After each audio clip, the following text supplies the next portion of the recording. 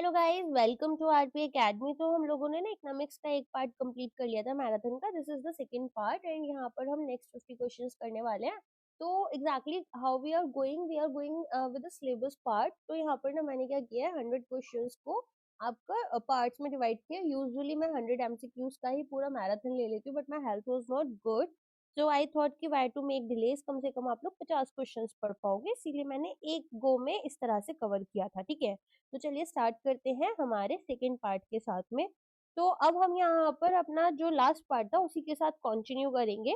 तो स्टार्ट करते हैं हमारे इस चैप्टर के साथ में। तो यहाँ पर हमारा पहला क्वेश्चन किससे रिलेटेड है, ये है कैनिस की लॉ से रिलेटेड। तो कैनिस का आपको पता ही है, यहाँ पर क्लासिकल इकोनॉमिस्ट जैसे सेज थे, इनके बाद में इनकी थ्योरी को कहीं ना कहीं इन्होंने नकारते हुए या उसी को थोड़ा सा चेंज करते हुए कुछ चीजें बताई थी। तो आपसे क्या क्वेश्चन पूछा जा रहा है, आपसे पूछ रहे हैं, according to Keynes, psychological law of consumption as income increases is the consumption increases by the same amount, consumption remains constant, consumption increases but by less than the increase in income, consumption decreases or savings decrease। तो अब आपको यहाँ पर बताना है कि इसका answer क्या होगा। कैरिस की लॉ के अकॉर्डिंग जो साइकोलॉजिकल लॉ ऑफ कंजम्पशन है हमारे पास में, साइकोलॉजिकल लॉ ऑफ कंजम्पशन के अकॉर्डिंग अगर इनकम हमारी बढ़ेगी तो कंजम्पशन के साथ में क्या होगा।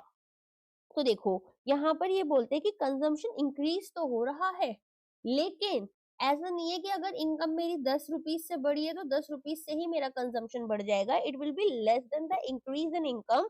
तो यहाँ पर एक फंडामेंटल इकोनॉमिक लॉ इनकी किस उसके ऊपर है कि जो ह्यूमन नेचर है वो कैसी है कि लोग क्या करते हैं, अब आपके पास सैलरी आएगी अगर, तो आप पूरा का पूरा एक साथ तो खर्च नहीं कर दोगे। कुछ पोर्शन आप सेविंग्स में लेकर जाते हो और कुछ पोर्शन जो होता है वो आप कंजम्पशन में लेकर जाते हो, राइट।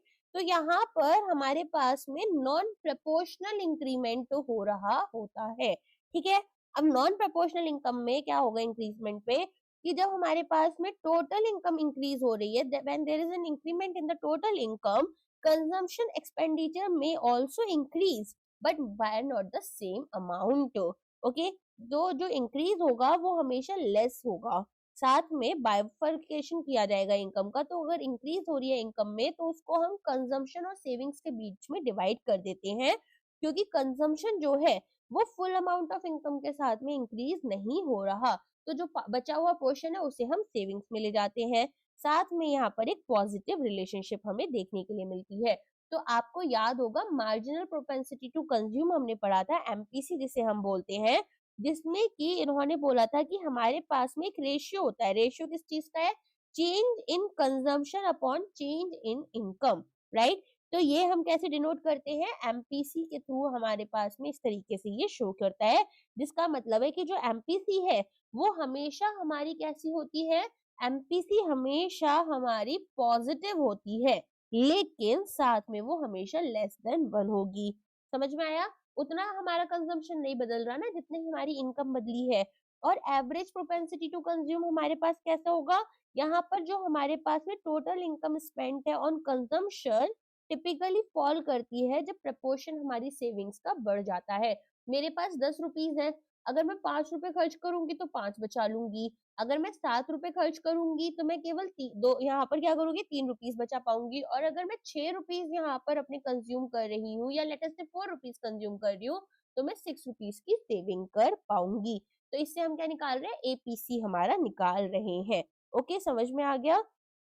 चलो, अब यहाँ पर आप देख सकते हैं कि हमारे पास में जब इनकम इंक्रीज होती है कंजम्पशन इंक्रीज होता है, लेकिन वो उतने रेशियो से नहीं हो रहा जितनी हमारी इनकम बढ़ रही है। तो इससे हमारे पास सेविंग्स आ जाती है। नेक्स्ट क्वेश्चन है, autonomous consumption is defined as consumption that varies with income, the level of consumption when income is zero, consumption by the government only, consumption of luxury goods, consumption financed by current income। तो अब आपको यहाँ पर बताना है कि इसका answer क्या होगा। तो मैंने आप लोगों को हमेशा से बताया है कि एक ऐसा कंजम्पशन होता है जो कि हम यहाँ पर जीने के लिए करते हैं, रोटी कपड़ा मकान, राइट, बेसिक नेसेसिटीज हमारी जो होती है। तो यहाँ पर हमारे पास में आजकल तो हवा भी जो है हमारे लिए एक बहुत ही बड़ी बेसिक नेसेसिटी बन गई है due to the air pollution that we are seeing around us. So what we will say कि इकोनॉमिक थियरी में अगर हम बात करें, ऑटोनॉमस कंजम्पशन एक बेसलाइन हमें दिखा रहा है, एक बेसलाइन स्पेंडिंग हमें शो कर रहा होता है। क्या शो करता है, एक बेस लाइन स्पेंडिंग हमें शो करता है जिसमें कि हमें अपनी बेसिक नीड्स को अब फुलफिल करना है, ठीक है। तो ये हमारे पास में तब भी होगा अगर किसी हाउस होल्ड में या फिर किसी के पास करेंट इनकम नहीं है। तो कैसे होगा, लोग अपनी सेविंग्स यूज करेंगे, सेविंग्स उनके नील हो चुकी है, बोरो करेंगे, बोरो नहीं कर सकते हैं। आज के टाइम में आप देखते हैं गवर्नमेंट बहुत सारी सब्सिडीज वगैरह दे देती है ना, तो पब्लिक डिस्ट्रीब्यूशन फूड सिस्टम के लिए रहता है, तो वो सारी चीजें भी हमारे को देखने के लिए मिलती है। तो इंडिपेंडेंट है ये इनकम के, इंड्यूस कंजम्पशन की तरह नहीं है। इंड्यूस कंजम्पशन क्या है कि भाई अपनी इनकम जो है बढ़ेगी तो हम खर्चे भी थोड़े बढ़ा देते हैं, इनकम कम होती है तो खर्चे थोड़े कम कर देते हैं। वर्टिकल इंटरसेप्ट हमें देखने के लिए मिलता है, तो जैसे ये जो पूरा कंपोनेंट है ना, ये हमें क्या दिखाते हैं, कंजम्पशन क्या है, C is equal to A plus B Y. B क्या था हमारे पास में, बी कैपिटल वाई होगा, तो यहाँ पर बी जो था वो हमारे पास MPC था, मार्जिनल प्रोपेंसिटी टू कंज्यूम। ए क्या है, ऑटोनॉमस कंजम्पशन है, और ये एक वर्टिकल लाइन होता है। इसके बाद में हमारे पास में ये जो बी प्लस वाई वाला कॉन्सेप्ट है वो अराइज कर रहा होता है। आगे तो समझ में, चलो आगे बढ़ते हैं। तो यहाँ पर ये बोल रहे हैं कि ये जो ए है ये हमारे पास ऑटोनॉमस कंजम्पशन है, मिनिमम लेवल ऑफ कंजम्पशन जो कि सर्वाइवल के लिए चाहिए, जब इनकम जीरो है तब भी हमें इसकी जरूरत पड़ेगी, हम पास्ट सेविंग्स को यूज कर रहे होते हैं। Next question is, average propensity to consume is calculated as delta C upon delta Y, C by Y, Y by C, delta Y upon delta C, 1 minus MPC। तो हमें यहाँ पर बताना है कि जो हमारे पास एवरेज प्रोपेंसिटी टू कंज्यूम है, अभी मैंने जब MPC आपको समझाया था तो मैंने आपको एवरेज प्रोपेंसिटी टू कंज्यूम भी समझाया था। तो ये पूछा इसको कैसे कैलकुलेट करेंगे, तो ये होता है हमारा C अपॉन Y, ठीक है। एवरेज प्रोपेंसिटी टू कंज्यूम हमें क्या बताते हैं कि वो प्रपोर्शन हमारी टोटल इनकम का जो कि हमने खर्च किया है on consumption at a specific point in time, ठीक है। मान लो आपकी इनकम जो है वो लेट अस से 1000 रुपीज है, okay, and you are spending here 800 rupees, you have spent 800 rupees, so what will be your APC, your APC will be here 0.8, that is 80% of income you are spending। why आपकी income 1000 rupees है, consumption आपका 800 का हुआ, so now your APC will be 0.8। Okay, समझ में आ गया इतना। अच्छा, अगर मुझे मार्जिनल प्रोपेंसिटी टू कंज्यूम निकालना है तो वो कैसे निकलता है, delta C upon delta Y हमारा निकल जाता है। आगे समझ में। अच्छा, एपीसी और एपीएस हमारे पास जो है, एवरेज प्रोपेंसिटी टू कंज्यूम और एवरेज प्रोपेंसिटी टू सेव, इनके बीच में क्या रिलेशनशिप होती है, तो हमारे पास में 1 माइनस एमपीसी जो है ये हमें क्या शो कर रहा होता है, ये हमें यहाँ पर एक MPS that is marginal propensity to save show कर रहा होता है, ठीक है। एंड सिमिलरली हम बना लेते हैं APC is equal to 1 minus APS, meaning average propensity to consume हमारे पास में क्या है, 1 minus average propensity to save. आगे समझ में। तो एक बार सारे फॉर्मूले में आपको लिख कर दे देती हूँ। तो एपीसी हमारे पास क्या होता है, C बाय वाई होता है, that is ratio of total consumption upon आपका टोटल इनकम। एमपीसी हमारे पास क्या होता है, delta C upon delta Y हो जाता है, that is ratio of change in consumption to change in income. Then आता है एपीएस हमारे पास, तो ये होता है S by Y, that is हमारे पास total savings upon total income क्या है। एंड एमपीएस हमारे पास क्या हो जाता है, delta S upon delta Y हो जाता है। Okay, that is clear now. I hope इतना समझ में आ चुका होगा कि हमारे पास में कौन से टर्म्स किस तरीके से रहते हैं। तो ये आपका आंसर हो जाएगा। नेक्स्ट क्वेश्चन पर आ जाते हैं। which of the following factors एक second, which of the following factors causes an upward shift in the consumption function। एक अपवर्ड शिफ्ट मुझे देखने के लिए मिल रही है कंजम्पशन फंक्शन में, तो वो किन फैक्टर्स की वजह से है, increase in income, increase in taxes, increase in wealth, और एक्सपेक्टेशन ऑफ फॉलिंग प्राइसेस या राइज इन इंटरेस्ट रेट्स। तो हमें यहाँ पर क्या बताना है, हमें बताना है कि जो कंजम्पशन फंक्शन है उसमें एवरेज हमारे पास, सॉरी, उसमें अपवर्ड शिफ्ट जो है वो क्यों आ रही है। तो बताओ क्यों आएगी, यहाँ पर कौन सा ऐसा आंसर यहाँ पर रहेगा जिसकी वजह से एक अपवर्ड शिफ्ट मुझे अपने कंजम्पशन फंक्शन में देखने के लिए मिलती है। तो हमें ये पता है कि देखो कंजम्पशन फंक्शन क्या है, ये हमारे पास में बन जाता है A plus B Y, right. तो हमें ये पता है कि हमारे पास में ये तो एक ऑटोनॉमस कंजम्पशन है जो कि सेम ही रहेगा, राइट। लेकिन अगर मेरी यहाँ पर क्या होगा, वेल्थ जो है, ठीक है, अपवर्ड शिफ्ट का क्या मतलब है कि every level of income people are now spending more than they were before. तो इसका क्या मतलब है कि हमारे पास में वेल्थ इफेक्ट जो है वो हमें देखने के लिए मिल रहा है। Now what is wealth effect? Wealth effect का मतलब होता है कि जब वैल्यू ऑफ एसेट्स, जैसे मान लो स्टॉक्स हो गए, है ना, हमने कोई घर वगैरह खरीद रखा है, गोल्ड है, हमारे पास रियल एस्टेट प्रॉपर्टी है, ये जब बढ़ जाती है तो लोगों को अब ऐसा लगता है कि भाई वो अमीर हो चुके हैं, ज्यादा रिचर है, ठीक है, और ज्यादा सिक्योर भी फील करते हैं। तो अगर उनकी मंथली सैलरी चेंज नहीं भी हुई है तो भी वो अपनी यहाँ पर सेविंग्स थोड़ी एक्स्ट्रा खर्च कर लेते हैं और सेविंग्स कम कर रहे हैं। आगे समझ में? तो ग्राफिकली हम देखते हैं ना किस तरीके से हमारे पास में ये ऑटोनॉमस कंजम्पशन होता है और फिर ये इस तरह से बढ़ जाता है। आगे समझ में? चलो, तो यहाँ पर देखेंगे नॉन इनकम फैक्टर्स जैसे कि शिफ्ट करते हैं कर्व को, एक इंक्रीज अगर वेल्थ में हो रही है तो हमारे कंज्यूमर्स को थोड़ा यहाँ पर वो फील करेंगे कि अरे अब तो मैं अमीर हो चुका हूँ, और यहाँ पर वो क्या करते हैं, कम सेविंग्स कर रहे हैं, ये सोचकर कि ठीक है ये प्रॉपर्टी के प्राइसेस तो बढ़ ही रहे हैं। तो हायर टैक्सेस या इंटरेस्ट रेट जो होते हैं वो इसको नीचे ले जाएंगे। अब भाई मुझे ज्यादा टैक्स पे करना पड़ रहा है, टैक्सेस बढ़ेंगे तो मेरे हाथ से तो इनकम जा रही है ना।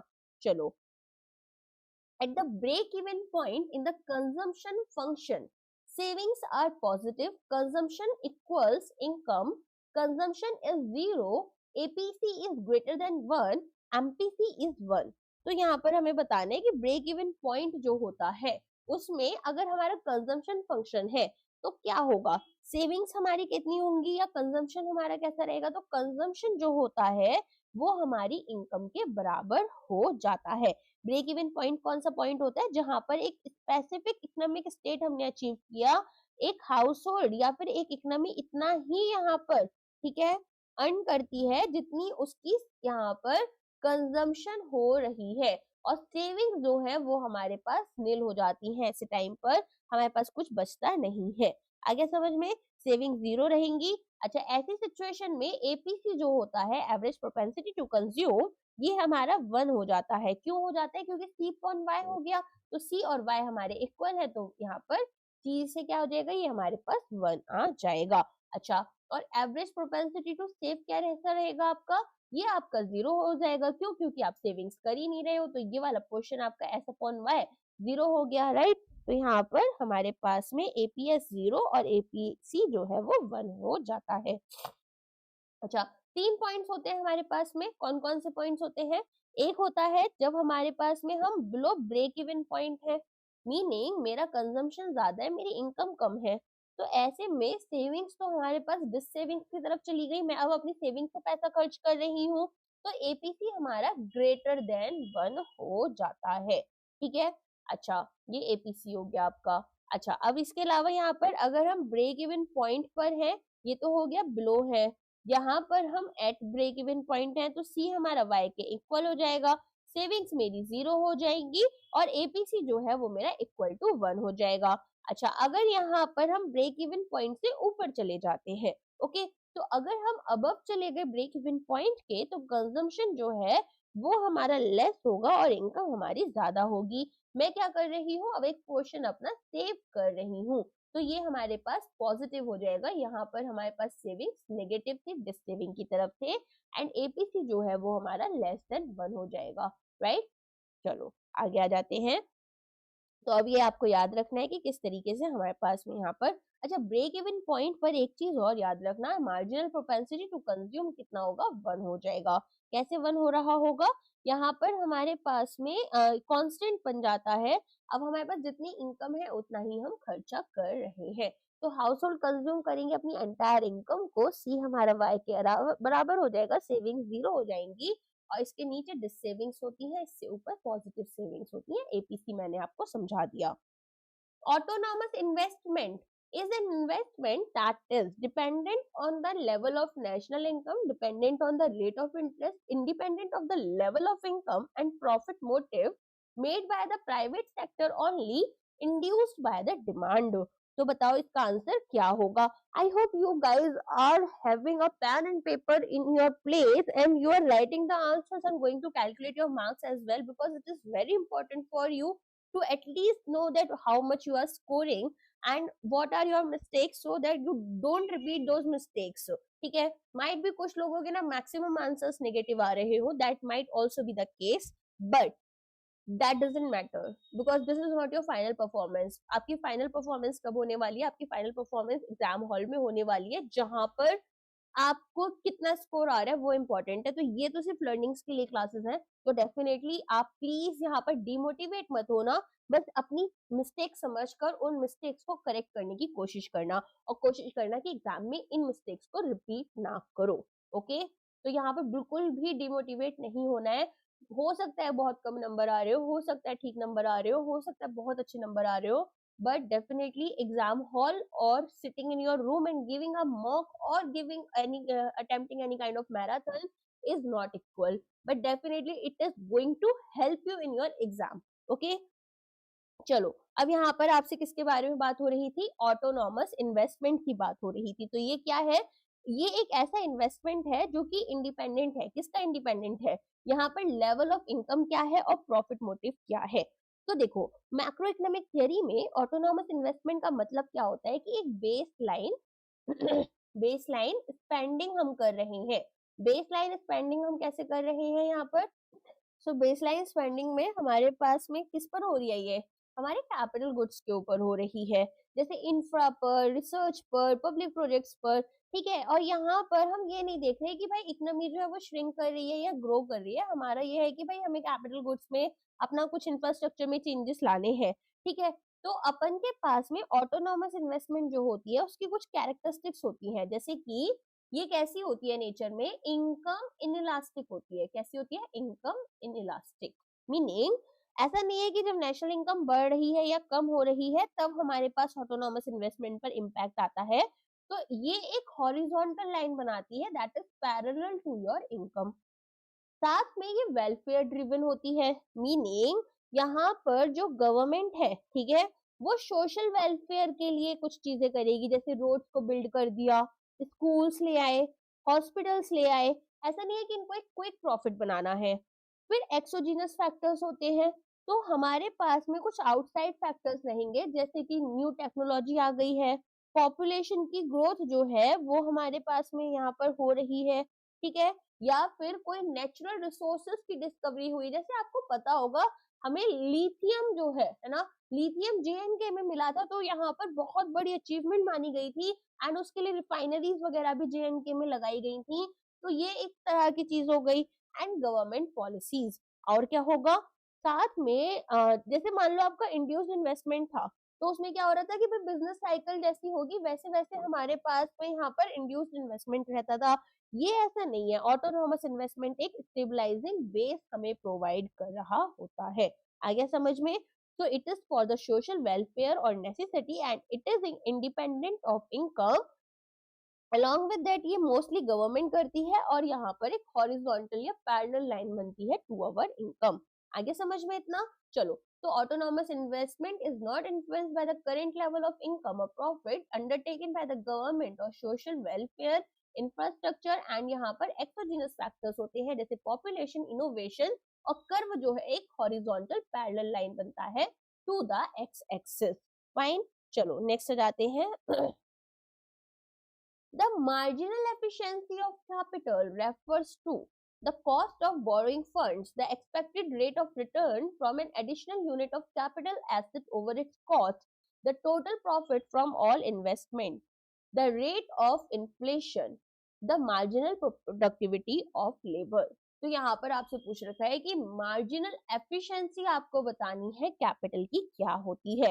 एक expected rate of return from N additional unit of capital asset over it's cost, meaning देखो यहाँ पर कैनिस ही इस कॉन्सेप्ट को भी लेकर आए थे। ठीक है, तो जेएम कैनिस का ही ये कॉन्सेप्ट है जिसमें कि ये क्या बोलते हैं? ये बोलते हैं कि देखो हमारे जो बिजनेसेस हैं उनको ये डिसाइड करना होता है कि भाई मैं अब यहाँ पर न्यू मशीनरीज में या बिल्डिंग में या फिर टेक में इन्वेस्टमेंट करूं भी या नहीं करूं। तो अब यहाँ पर कुछ की कंपोनेंट्स रहेंगे, तो ये देखते हैं कि भाई प्रोस्पेक्टिव यील्ड क्या है, रिटर्न्स क्या मिल रहे हैं। प्रोस्पेक्टिव रिटर्न्स या यील्ड मेरे पास क्या होगी? तो total net profit, total net profit एक एंटरप्रेन्योर एक्सपेक्ट करेंगे कि उनको किसी कैपिटल एसेट से मिल जाता है। दूसरा, सप्लाई प्राइस चेक करते हैं, मतलब जो कॉस्ट है कि हमें किस तरीके से प्रोड्यूस या परचेस करना है न्यू कैपिटल एसेट को। अब यहाँ पर इन्वेस्टमेंट डिसीजंस हम किस तरह से ले रहे होते हैं, तो एक बिजनेस जो होता है वो क्या करता है, वो कंपेयर करता है कि जो मार्जिनल एफिशिएंसी ऑफ कैपिटल है, ठीक है, एंड यहाँ पर हमारे रेट ऑफ इंटरेस्ट क्या रहेंगे, रिटर्न ऑन इन्वेस्टमेंट नहीं है, रेट ऑफ इंटरेस्ट है, ठीक है, इसको उससे ले लेते हैं, चलो एक सेकंड, ठीक है। तो यहाँ पर अगर एमईसी जो है इंटरेस्ट रेट्स के ज्यादा है, तो ऐसे में इन्वेस्टमेंट मेरे लिए प्रॉफिटेबल होगी। अगर ये हमारा इंटरेस्ट रेट से कम होता है, तो इसका मतलब है कि जो कॉस्ट है बोरोइंग की, मीनिंग जो इंटरेस्ट या फिर बाकी चीजें जो मैं पे कर रही हूँ, वो एक्सपेक्टेड प्रॉफिट से ज्यादा रहेगा। Cost of borrowing is more than what will be my profit, मेरा प्रॉफिट कम है, ठीक है, पैसा मुझे ज्यादा पे करना पड़ रहा है, तो फर्म्स यहाँ पर इन्वेस्ट नहीं करती हैं। फर्म्स यहाँ पर इन्वेस्ट तब तक करती हैं जब तक कि एमईसी जो है वो आपका रेट ऑफ इंटरेस्ट के बराबर नहीं हो जाता है। आगे समझ में इतना? तो एमईसी क्या है, एक्सपेक्टेड परसेंटेज ऑफ प्रॉफिट। कहाँ से मिल रहा है, जब हम एक यूनिट ऑफ कैपिटल यहाँ पर इन्वेस्ट कर रहे हैं। चलिए आगे बढ़ते हैं।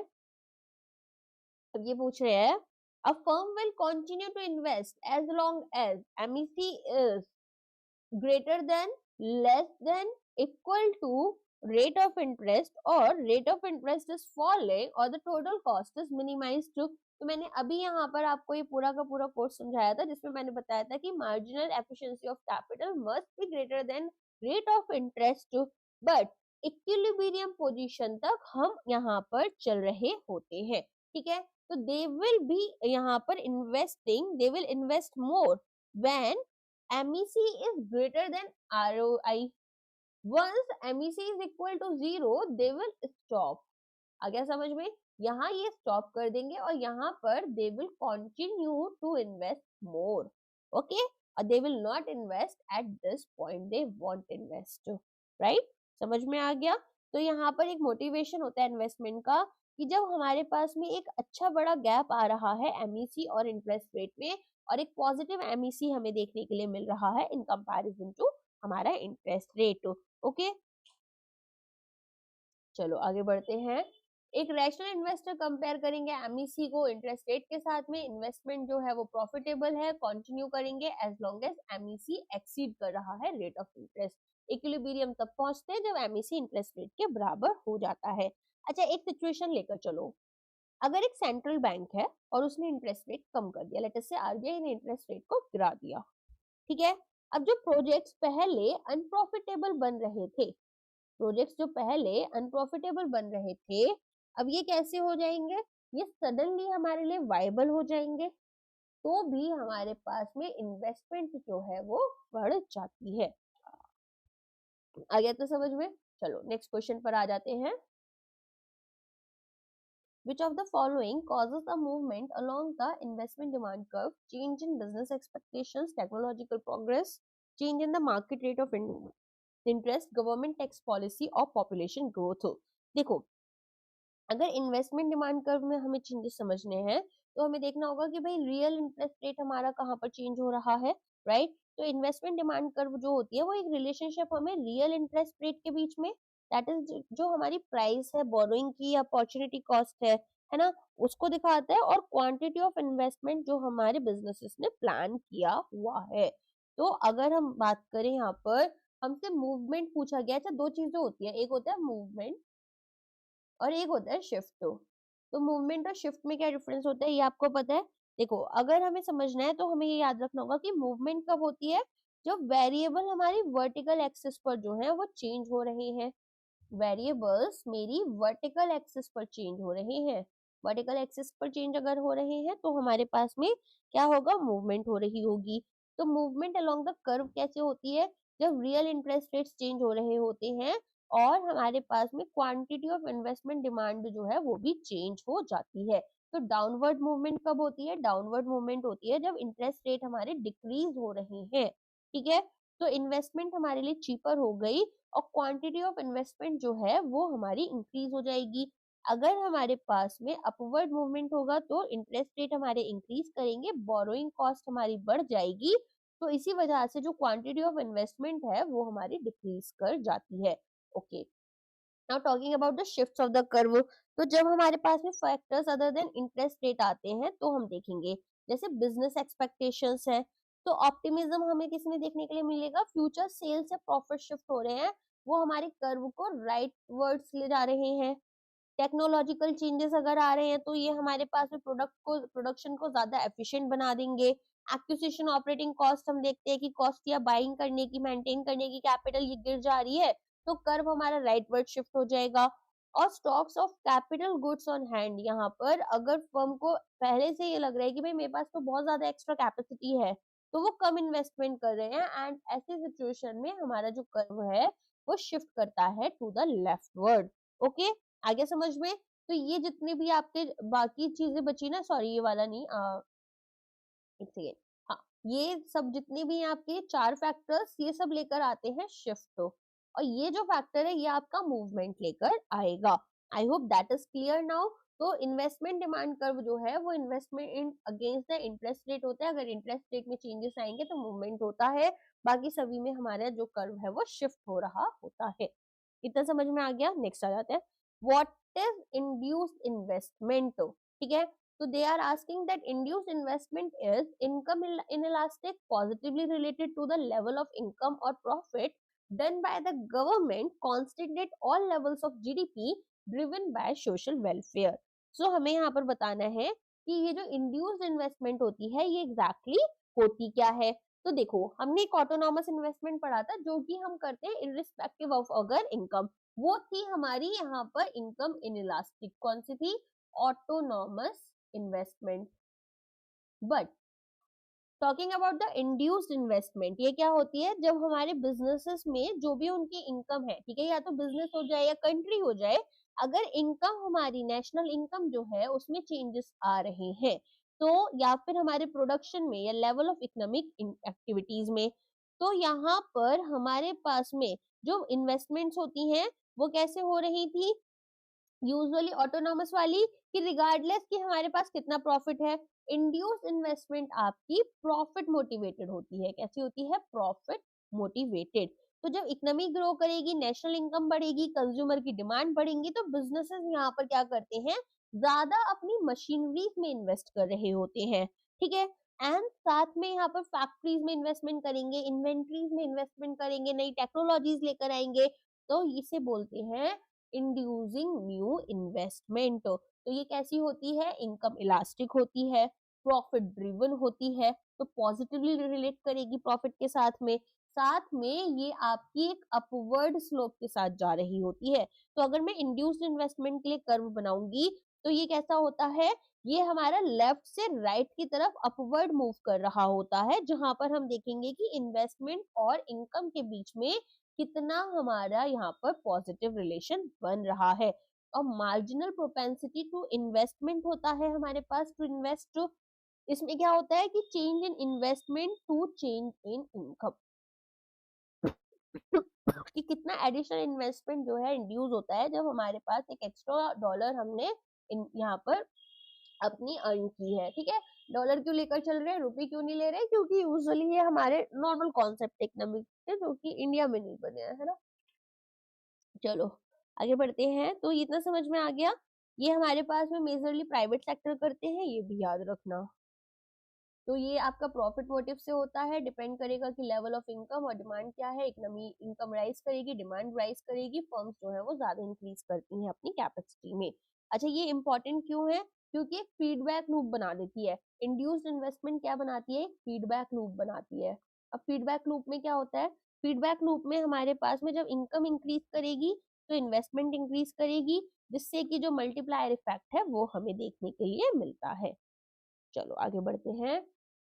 If the marginal propensity to consume is 0.8, what is the value of investment multiplier?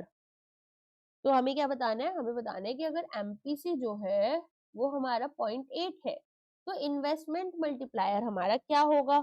तो इन्वेस्टमेंट मल्टीप्लायर को हम के से शो कर सकते हैं, और के क्या होता है, 1/1 माइनस एमपीसी होता है। ठीक है, तो ये हम कैसे निकालेंगे, ये हमारे पास आ जाएगा 1/1 माइनस 0.8, तो इससे हमारे पास में ये 1/0.2 दैट इज 5 आ जाएगा। आगे समझ में, जिसका क्या मतलब है कि अगर हमारे पास में एक यूनिट कैपिटल जो है इन्वेस्ट ऑटोनॉमस इन्वेस्टमेंट इंक्रीज हो रही है, तो जो टोटल इनकम है वो हमारी 5 यूनिट से बढ़ जाएगी। ठीक है, अगर हम इसे डॉलर में लेंगे तो डॉलर में समझ लो, और अगर इसे रुपीज में लोगे तो रुपीज में भी समझ सकते हो। आगे इतना समझ में, चलो अब यहाँ पर आप इसको देख सकते हैं, इस तरीके से यहाँ पर मैंने इसे सॉल्व कर रखा है। चलिए आगे बढ़ते हैं, अब हम the relation between MPC and multiplier is, तो आपसे क्या पूछ रहे हैं यहाँ पर आपसे यहाँ पर रिलेशनशिप पूछ रहे हैं, किस चीज का रिलेशनशिप हमें बताना है, हमें बताना है marginal propensity to consume and multiplier के बीच में कैसा रिलेशनशिप होगा। तो यहाँ पर ये बोल रहे हैं इनवर्स होगा, direct that is positive relationship होगा, अनरिलेटेड है दोनों आपस में, प्रोपोर्शनल है या फिर नेगेटिव है।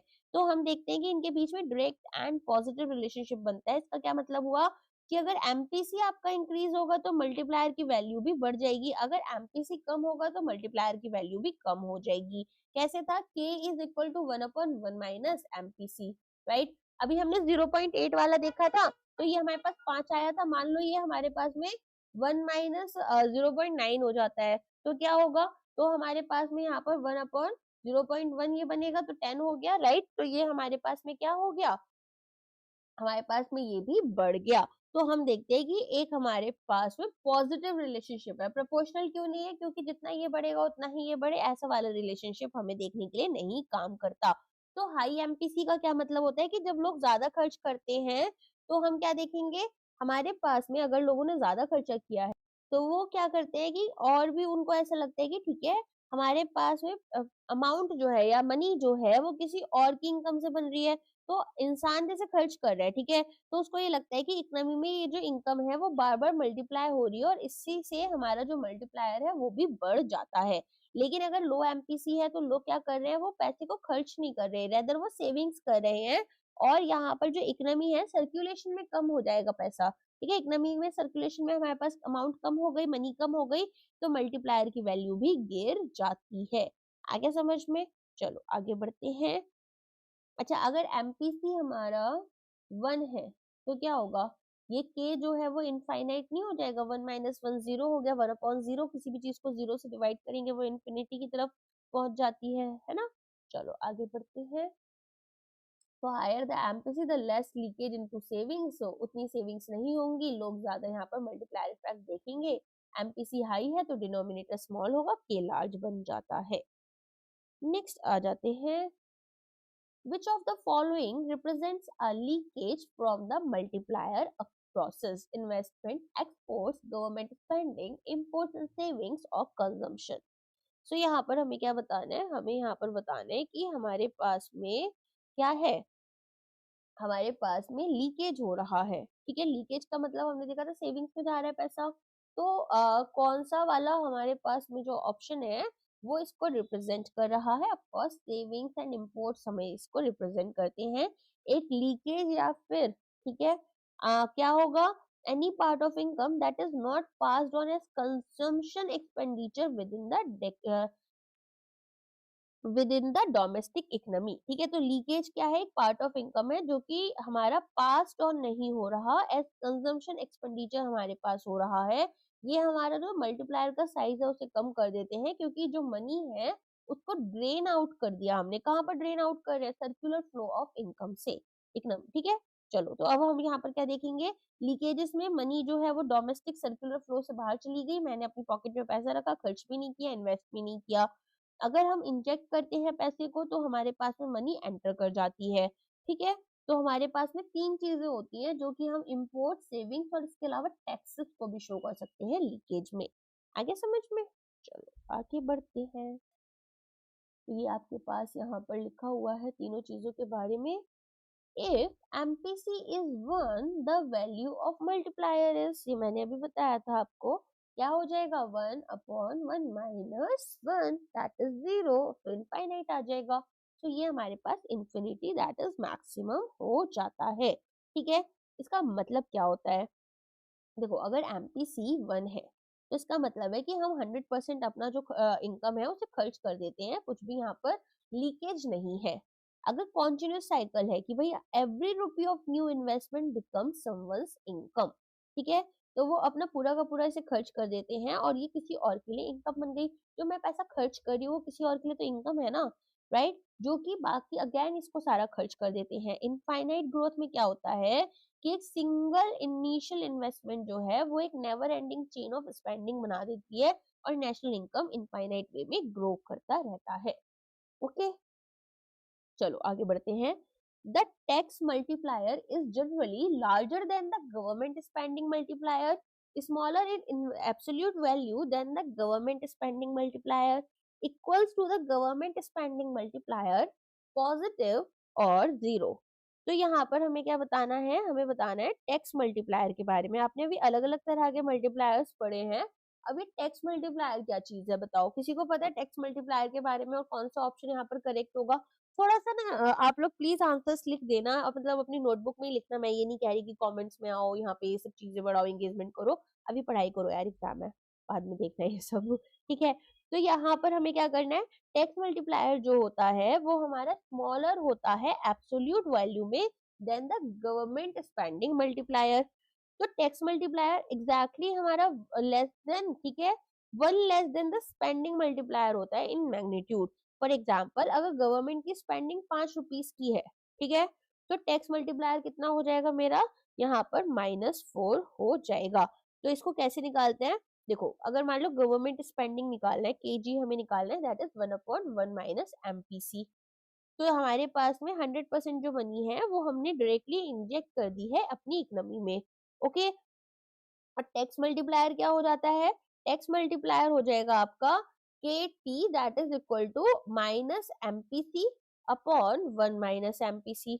तो ये इनडायरेक्ट होता है कि इम्पैक्ट यहाँ पर how much household spend कर रहे हैं वर्सेस सेव कर रहे हैं। ठीक है, तो गवर्नमेंट स्पेंडिंग जो है वो डायरेक्ट इंजेक्शन होता है सर्कुलर फ्लो में। हर 1 रुपी जो हमारी गवर्नमेंट खर्च कर रही है वो इमीडिएटली किसी और की इनकम बन जाएगी। और सेविंग्स का लीकेज जब होता है तो गवर्नमेंट यहाँ पर क्या कर रही है? सेविंग्स लीकेज में जब गवर्नमेंट कट करेगी टैक्सेस को, जैसे गवर्नमेंट ने मान लो यहाँ पर 1 रुपी से टैक्स कम कर दिया, तो हाउस होल्ड क्या करते हैं? ऐसा नहीं है कि वो पूरे के पूरे 1 रुपए को बचा कर ही चल रहे हैं। वो लोग क्या करेंगे? एक पोर्शन इसका सेव करेंगे और एक पोर्शन जो है वो स्पेंड कर देते हैं। ठीक है, तो अगेन जो पैसा है वो सर्कुलर इकोनॉमी में भी हमारा, सर्कुलर फ्लो में भी चला जाता है इकोनॉमी के। आ गया समझ में? चलो आगे बढ़ते हैं। नेक्स्ट क्वेश्चन हमारे पास क्या है? ये आपके पास में पूरे फॉर्मूले दे रखे हैं, ये आपको बता रखा है चीजें कैसे चलेंगी। टैक्स मल्टीप्लायर जो है वो आपका गवर्नमेंट स्पेंडिंग मल्टीप्लायर से कम होगा। अब नेक्स्ट यहाँ पर किसके बारे में बात हो रही है? यहाँ पर बात हो रही है आपके एक्सीलरेटर प्रिंसिपल की। सो ये पूछ रहे हैं, the accelerator principal states that net investment depends on the absolute level of income, the rate of interest, the rate of change, growth of output or consumption, the level of savings or the money supply। तो हमें यहाँ पर क्या बताना है? हमें यहाँ पर बताना है कि भाई हमारे पास में इसका एक्सीलरेटर प्रिंसिपल जो है, ठीक है, वो क्या, किस चीज पर डिपेंड कर रहा होगा? तो ये हमारा डिपेंड करता है यहाँ पर rate of change of output और कंजम्पशन। ठीक है, तो सी हमारा आंसर हो जाएगा।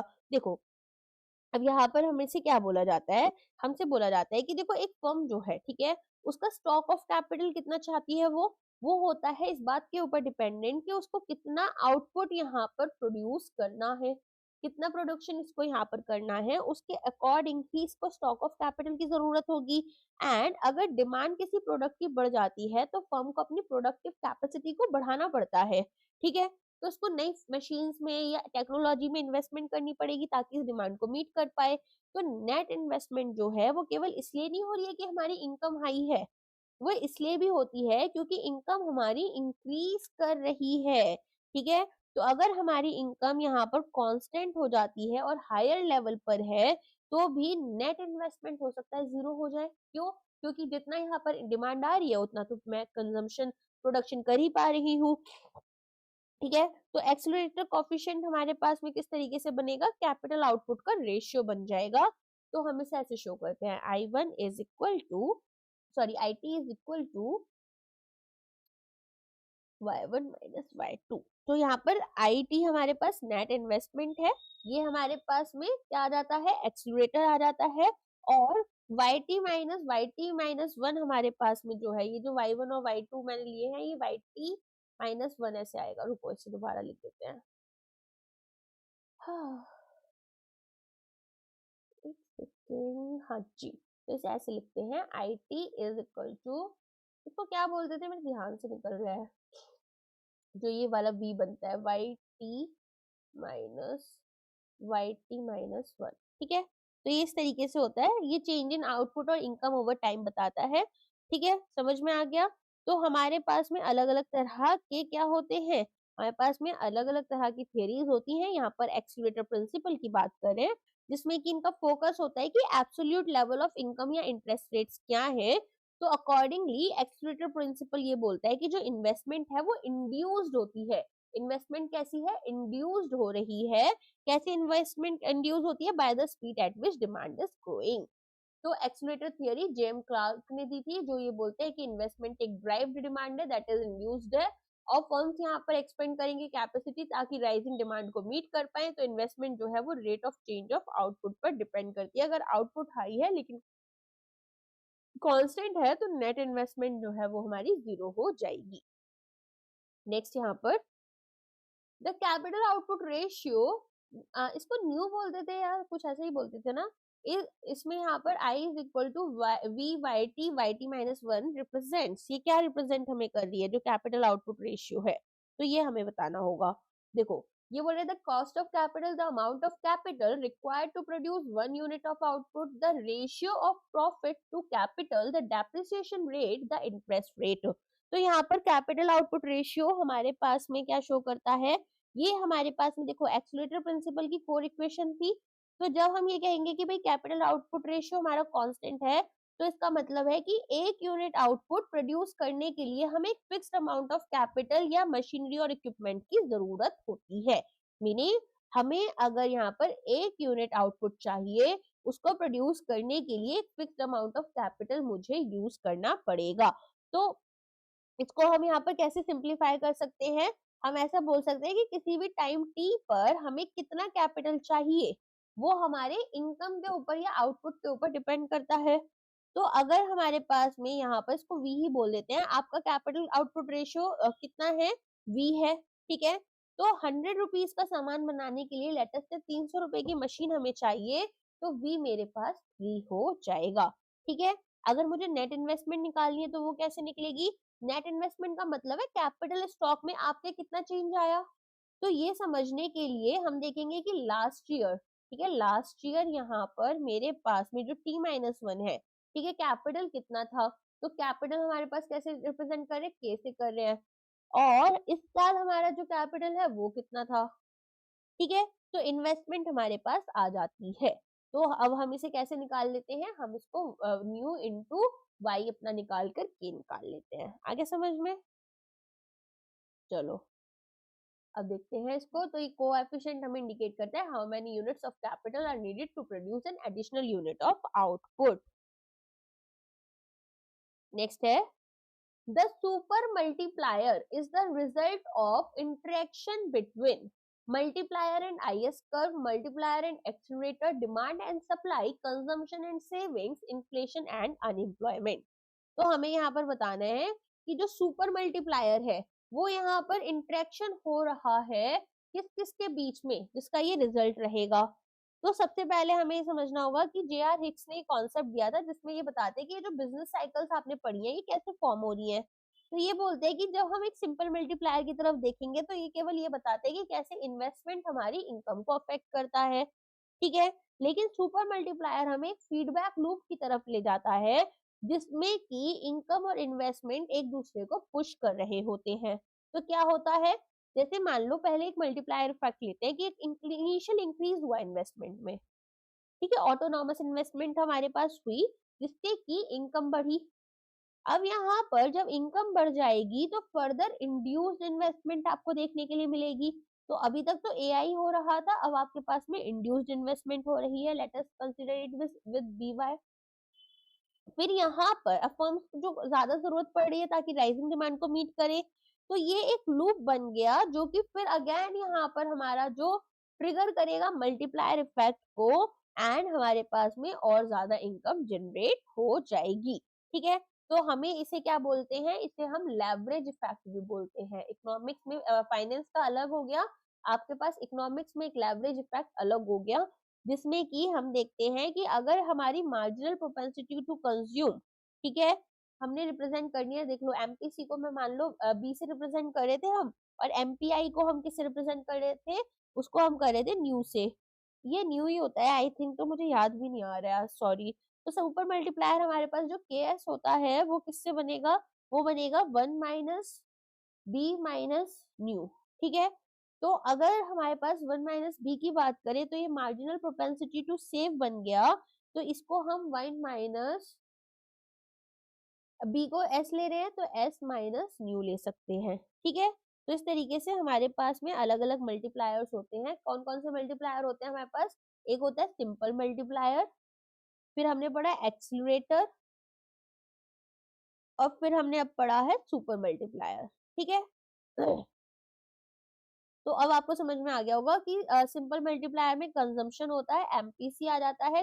ठीक है, और यहाँ पर हमारे पास में इसकी जो इम्पैक्ट है वो थोड़ी मॉडरेट लेवल की होती है। यहाँ पर ग्रोथ हमारे आउटपुट में आ रहा होता है, स्टिमुलेट करेगा इन्वेस्टमेंट को। यहाँ कंजम्पशन और इंड्यूस्ड इन्वेस्टमेंट दोनों रहेंगी, वेरी हाई होता है, लेवरेज इफेक्ट हमें देखने के लिए मिलता है। थोड़ा सा हाई लेवल है बट इम्पोर्टेंट है, अच्छे से समझ जाना।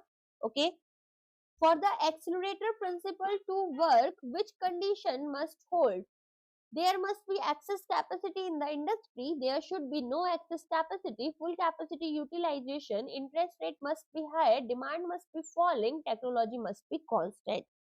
तो यहाँ पर अब आपको बताना है कि अगर एक्सीलरेटर प्रिंसिपल से काम कराना है, मतलब उसको काम करना है, तो कौन सी कंडीशन पहले हमारी फुलफिल होनी चाहिए। तो कोई भी एक्सेस कैपेसिटी हमारे पास में यहाँ पर नहीं होनी चाहिए। एक्सीलरेटर प्रिंसिपल बोलता है कि अगर डिमांड में चेंज आ रहा है कंज्यूमर गुड्स के लिए, तो प्रपोर्शनेटली लार्जर चेंज इन्वेस्टमेंट में दिखेगा कैपिटल गुड्स के लिए। ठीक है, और यहाँ पर ये कब होता है, जब फर्म्स हमारी ऑलरेडी मशीन्स को यूज कर रही हैं और फैक्ट्रीज जो हैं वो अपने मैक्सिमम पोटेंशियल तक पहुंच चुकी हैं। तो अगर कोई भी इंडस्ट्री के पास में एक्सेस कैपेसिटी हुई, मान लो कोई मशीन खाली पड़ी है या कोई एम्प्टी फैक्ट्री स्पेस है, तो अगर डिमांड में इंक्रीमेंट होगा भी तो न्यू इन्वेस्टमेंट की जरूरत नहीं है, जो मशीन खाली पड़ी है उसको यूज कर लेंगे। तो हम यहाँ पर आइडल मशीन जो है उसको यूज करने लगेंगी, या जो स्पेस खाली बचा हुआ है उसको यूज करने लगेंगी। तो एक्सीलरेटर कब आपका किक कर रहा है, वो केवल तभी करेगा जब एक बार आपकी जो इंडस्ट्री है वो अपनी फुल लेवल कैपेसिटी तक पहुंच चुकी है। ठीक है, तो अगर कोई भी फर्दर इंक्रीज आपकी डिमांड में होगा तो फर्म्स इन्वेस्ट करती हैं कैपिटल इक्विपमेंट्स जैसे बिल्डिंग, मशीनरी एक्सेट्रा में, और अपने आउटपुट को एक्सपेंड कर लेती है। आगे समझ में। तो अगर एक्सीलरेटर प्रिंसिपल को काम करना है तो कुछ कंडीशंस होती हैं, जैसे कि ना तो कोई आइडल कैपेसिटी होनी चाहिए, दूसरा कांस्टेंट आपके पास में यहाँ पर क्या होना चाहिए, कैपिटल आउटपुट रेशियो होना चाहिए, जो हमने अभी पढ़ा था। इसके बाद में परमानेंट इंक्रीज आपकी डिमांड में होता रहना चाहिए। इलास्टिक सप्लाई ऑफ क्रेडिट होनी चाहिए, फर्म्स को आसानी से बोरो कर सकते हैं पैसे को यहाँ पर जब भी उन्हें न्यू इन्वेस्टमेंट की जरूरत होगी। आगे समझ में। चलो, एक्सीलरेटर इफेक्ट केवल तभी किक इन करेगा जब मशीन फुल्ली यूटिलाइज्ड है। एक्सेस कैपेसिटी अगर यहाँ पर होगी तो फर्म अपनी आइडल मशीन को यूज कर इंक्रीज डिमांड को यूज करती है। Investment in economics strictly refers to buying shares in the stock market, buying an existing house, addition to the physical stock of capital, machines, buildings, inventory, keeping money in a fixed deposit, or buying gold. तो यहाँ पर हमें क्या बताना है, हमें बताना है कि इन्वेस्टमेंट अगर इकोनॉमिक्स में हो रही है तो उसका सिंपल सा क्या मतलब होगा, स्ट्रिक्टली वो किस चीज को रेफर करेगी।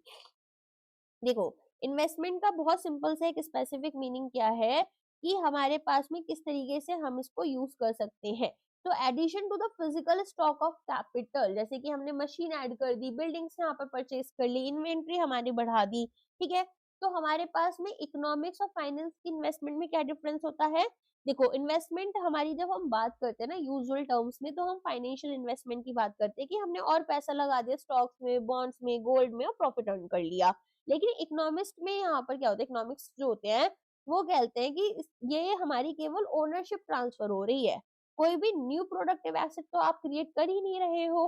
तो इकोनॉमिक इन्वेस्टमेंट यहाँ पर तब होती है जब आपने न्यू कैपिटल गुड्स को क्रिएट करा है जो कि इकोनॉमी की प्रोडक्टिव कैपेसिटी को बढ़ा रहे हैं, ठीक है।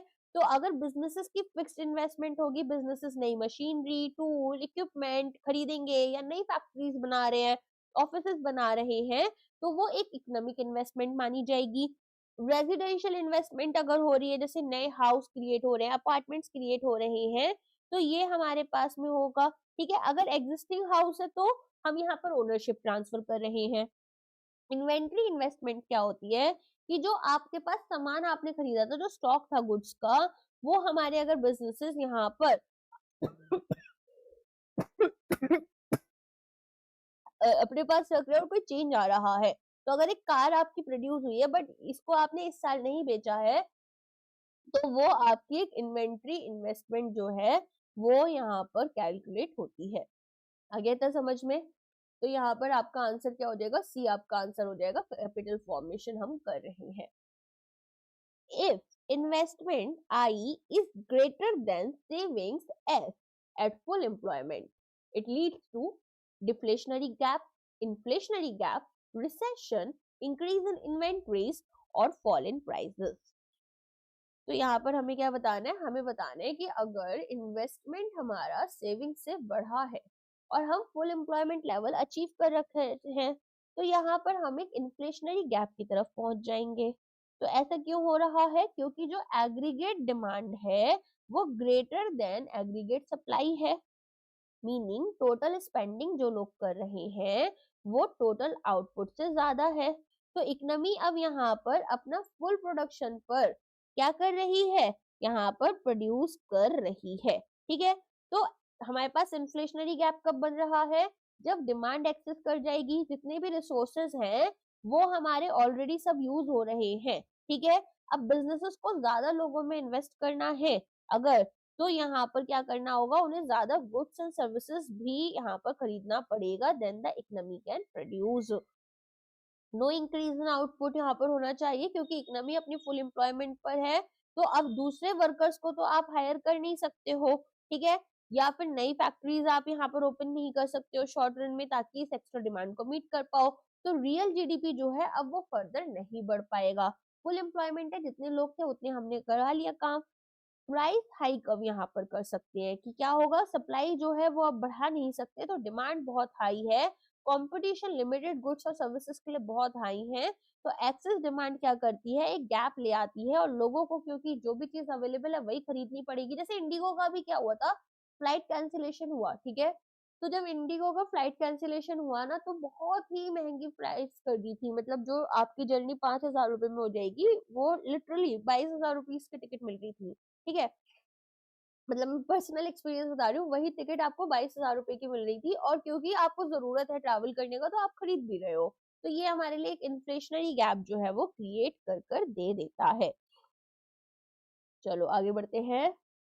अच्छा, रिसेशन कब होता है? जब हमारे पास में डिफ्लेशनरी गैप बन जाएगा, लो डिमांड है तो जॉब लॉस हो रहा है, बिजनेस स्लो डाउन कर जा रहे हैं। आगे समझ में? चलिए नेक्स्ट से जाते हैं। The balanced budget multiplier is equal to the balanced budget multiplier is equal to 0, 1, MPC, MPS और infinity। तो यहाँ पर हमें बताना है बैलेंस बजट मल्टीप्लायर के बारे में। अभी तक हमने जितने भी मल्टीप्लायर्स पढ़े हैं उसमें हमें ये वाला पार्ट जो है वो समझना होगा कि एग्जैक्टली बीवीएम क्या होता है। तो देखो, इसको हम यहाँ पर बोलेंगे कि टिपिकली आपका 1 के इक्वल होता है। तो यहाँ पर आप देखेंगे कि क्यों होता है बैलेंस बजट में। ये क्या दिखाता है? पहले तो ये समझो, ये हमें दिखाता है कि टोटल हमारे पास में जो नेशनल इनकम है, ठीक है, जो जीडीपी है, ठीक है, उसका इफेक्ट, ठीक है, उसका इफेक्ट क्या रहेगा जब यहाँ पर हमारी गवर्नमेंट स्पेंडिंग्स बढ़ रही है, टैक्सेस हमारे बढ़ रहे हैं सेम अमाउंट से, तो ऐसे में जीडीपी पर क्या इम्पैक्ट आना चाहिए? तो हमारे पास में एक तो पॉजिटिव इम्पैक्ट रहेगा, एक नेगेटिव रहेगा कि भाई गवर्नमेंट का खर्चा बढ़ा दिया गवर्नमेंट ने, एग्रीगेट डिमांड बढ़ गई फुल अमाउंट ऑफ स्पेंडिंग से। नेगेटिव इम्पैक्ट है कि भाई यहाँ पर टैक्सेस बढ़ गए हैं, तो हमारी जो डिस्पोजेबल इनकम है वो कम हो गई, लेकिन जो रिडक्शन हुआ खर्चे में वो slightly less than the taxes itself होगा।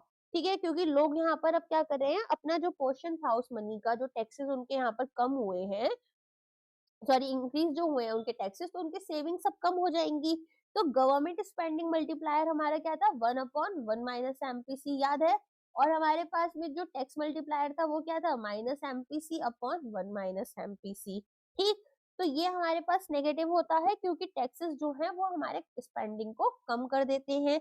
तो जब बजट हमारा बैलेंस होगा तो चेंज हमारी स्पेंडिंग में किस तरह से आना चाहिए? अब इसे हम इसको समझने के लिए क्या करते हैं, इन दोनों को आपस में ऐड कर देते हैं। ऐड करने पर हमें पता चलेगा एक बैलेंस बजट मल्टीप्लायर हमारा कैसे बन रहा है, 1 minus MPC upon 1 minus MPC that is equal to 1। Simple है, समझ में आ गया?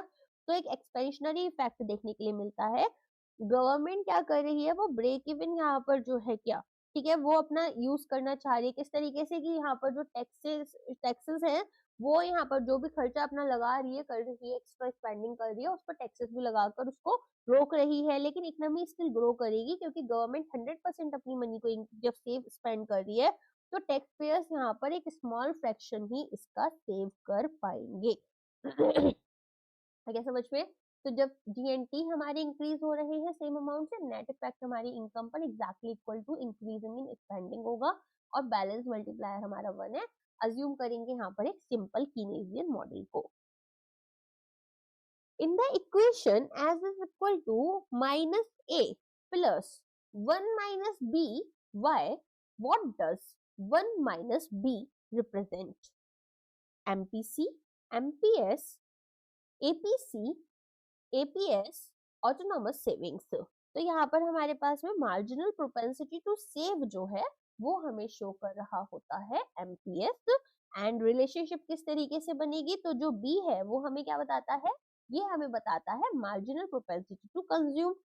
तो हर एक एडिशनल रुपी या फिर यूनिट जो है या डॉलर ले लो हमारे इनकम की, जब यहाँ पर, ठीक है, या तो हमने खर्च की या तो हमने सेव करी, जो सम होगा एमपीसी और एमपीएस का वो हमारा इक्वल टू 1 हो जाएगा। ठीक है, तो एमपीसी क्या है, fraction of extra income used for consumption, और एमपीएस क्या हो गया, fraction of extra income that is saved. तो हमारे पास में 1 माइनस बी क्या बन जाता है, एमपीएस बन जाता है। ठीक है, तो 1 माइनस बी का यहाँ पर मतलब क्या होता है, ये हमें स्लोप बताता है सेविंग फंक्शन का, स्लोप ऑफ सेविंग फंक्शन। ठीक है, तो ये हमें क्या बता रहे हैं, ये बताते हैं कि कितनी सेविंग्स यहाँ पर हमारी चेंज होती हैं अगर 1 यूनिट हमारी इनकम चेंज हो जाएगी। तो एग्जांपल लेकर चलो, मान लो बी हमारा 0.8 लिया था हमने आज की क्लास में, मीनिंग लोग यहाँ पर 80% अपनी न्यू इनकम का खर्च कर रहे हैं, तो 1 माइनस बी हमारा 0.2 आ जाएगा। इसका मतलब है कि अगर मैंने 100 रुपीज अपने इंक्रीजमेंट देखा इनकम में, तो यहाँ पर जो मेरी सेविंग्स है वो 20 रुपीज से बढ़ेंगी। ठीक है, आ गया समझ में? माइनस ए क्या दिखाता है, डिस सेविंग दिखाता है एट जीरो इनकम, तो ये नेगेटिव ऑफ ऑटोनॉमस कंजम्पशन हो जाएगा। कैसे ऑटोनॉमस कंजम्पशन हम कहाँ से कर रहे हैं, हमारे पास में अगर इनकम जीरो है तो ऐसी सिचुएशन में हमारी डिस सेविंग हो रही होती है। I hope that is clear. चलो अब आगे बढ़ जाते हैं। मार्जिनल प्रोपेंसिटी टू सेव हमें ये शो करता है, स्लोप ऑफ सेविंग फंक्शन की तरह एक्ट करता है। An increase in interest rate will likely increase investment and consumption, decrease investment and consumption, increase investment but decrease consumption, have no impact, shift the IS curve to the right। तो हमें बताना है यहाँ पर कि हमारे पास में कौन सा ऑप्शन करेक्ट होगा, किसके रिगार्डिंग, जब हमारा इंटरेस्ट रेट जो है, ठीक है, वो इंक्रीज हो रहा है।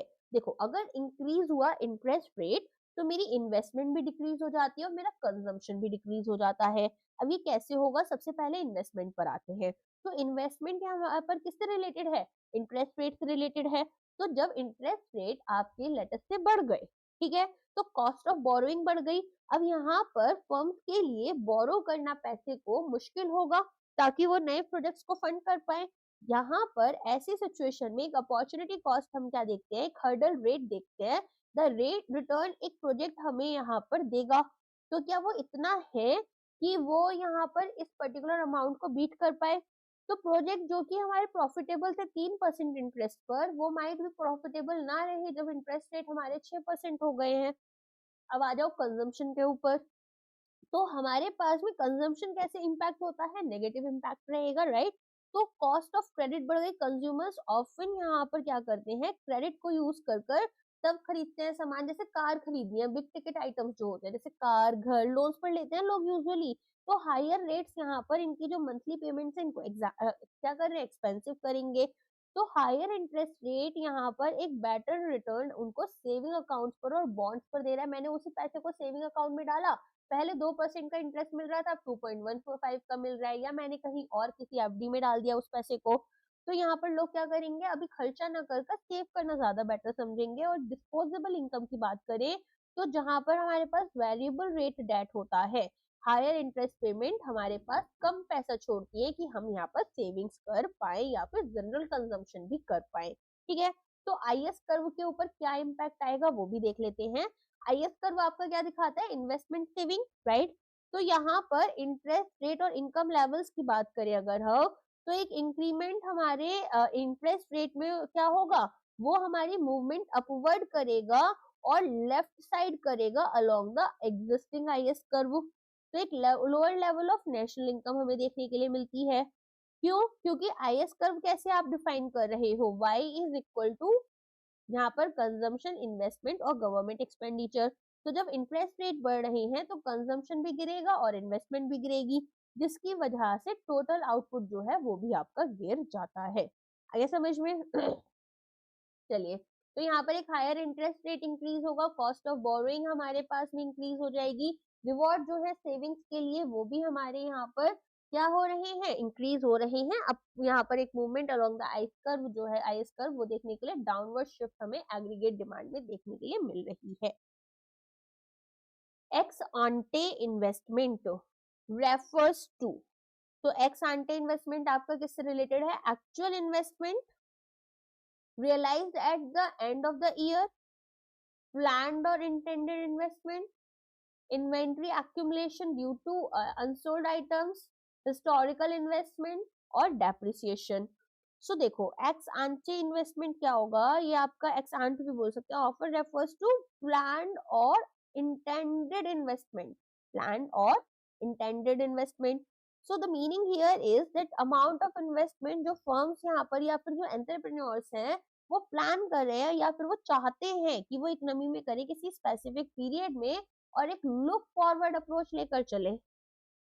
ठीक है। तो यहाँ पर हमारे पास में क्या होता है, एक टाइम फ्रेम हम देख कर चलते हैं कि भाई बिगनिंग में हमारे पीरियड के, ठीक है, क्या रहा, यहाँ पर इंटेंशन या फोरकास्ट क्या थे बिजनेस के, उनकी एक्सपेक्टेशन ऑफ फ्यूचर डिमांड से रिलेटेड, इंटरेस्ट रेट से रिलेटेड, प्रॉफिट से रिलेटेड। और क्योंकि ये प्लान्ड होता है, एक्चुअल आउटकम यहाँ पर डिफरेंट हो सकता है। ठीक है। तो एक्चुअल आउटकम अगर यहाँ पर डिफरेंट होगा तो वो क्यों होगा, क्योंकि अनएक्सपेक्टेड चेंजेस मार्केट में देखने के लिए मिले।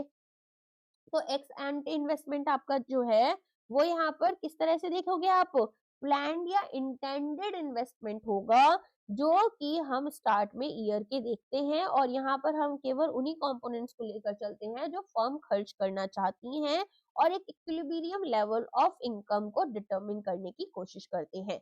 अच्छा, एक और होती है हमारे पास में एक्स पोस्ट। एक्सपोस्ट इन्वेस्टमेंट क्या होती है, ये एक्चुअल इन्वेस्टमेंट होती है, ये रियलाइज्ड इन्वेस्टमेंट होती है। ये वाली तो प्लान्ड थी कि हम क्या सोच रहे हैं, क्या हमने करी। तो ये हम कब देख रहे थे एक्सांट को, बिगनिंग ऑफ द ईयर में।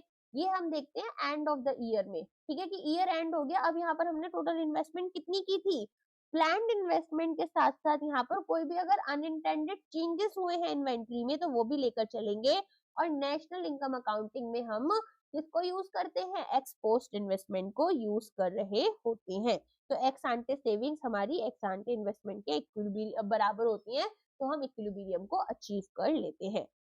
नेक्स्ट आ जाते हैं Which of the following transactions is recorded in the capital account of the balance of payment? Export of software services, remittances received from relatives abroad, FDI received in India, import of crude oil, interest payment on external loans. So यहाँ पर हमें क्या बताना है, हमें बताना है कि इनमें से कौन से ट्रांजेक्शन जो है इनको हम कैपिटल अकाउंट में हमारी बैलेंस ऑफ पेमेंट के लेकर चलते हैं।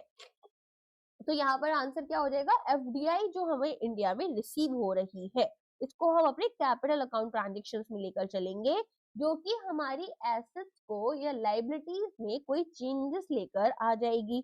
तो एफडीआई क्या है, ओनरशिप में चेंज हो रहा है, डोमेस्टिक एसेट्स के कौन कर रहा है, कोई नॉन रेजिडेंट कर रहा है, राइट। अच्छा, once an FDI always an FDI, ये वाला रूल याद रखना। एफडीआई कब होती है, जब 10% या उससे ज्यादा की इन्वेस्टमेंट किसी कंपनी में नॉन रेजिडेंट्स से आ रही होती है, ठीक है। तो सॉफ्टवेयर अगर एक्सपोर्ट करा तो किसी बिजनेस के लिए आप कर रहे हो, करेंट अकाउंट में आ जाएगा। अगर रेमिटेंसेस रिसीव कर रहे हो, अगेन करेंट अकाउंट के अंदर आ जाते हैं। क्रूड ऑयल आपने इंपोर्ट करा है तो ये भी आपके यहाँ पर किसमें आ जाएंगे, विजिबल ट्रेड के अंदर आ जाएंगे, करेंट अकाउंट में आ जाएंगे। और इंटरेस्ट पेमेंट अगर आप कर रहे हो तो इन्वेस्टमेंट इनकम के अंदर यहाँ पर आपके पास में करेंट अकाउंट में ये आएंगे, ठीक है। तो करेंट अकाउंट कौन सा होता है, डे टू डे फ्लो आपका हो रहा है, गुड्स का, सर्विसेज का, इनकम का। तो यहाँ पर हमारी एसेट्स या लाइबिलिटीज चेंज नहीं हो रही, लेकिन कैपिटल अकाउंट में हमारे पास में एसेट्स या लाइबिलिटीज चेंज हो जाती है। तो अगर मैं बात करूं एफडीआई की, एफपीआई की, या फिर एक्सटर्नल कमर्शियल बोरोइंग्स हमारे पास होती हैं, ठीक है, एक्सटर्नल बोरोइंग्स भी उनको हम बोल लेते हैं, लोन्स वगैरह। तो ये सब हमारे कैपिटल अकाउंट ट्रांजेक्शन में चेंजेस लेकर आते हैं। आगे समझ में, चलो आगे बढ़ते हैं। If a country has a current account deficit that is CAD, it essentially means the government is spending more than its tax revenue, the country is exporting more goods than it's importing, the value of import of goods, services and transfer exceeds the value of exports, the country's currency is appreciating, the capital account is also in deficit.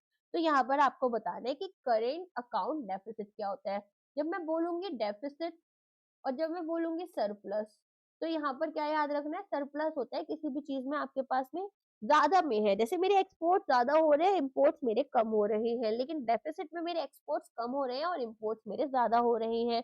तो value हमारे imports की, goods services और transverse जो हो रहे हैं वो हमारे एक्सपोर्ट से अगर ज्यादा होंगे तो हम करेंट अकाउंट डेफिसिट के अंडर आ जाते हैं।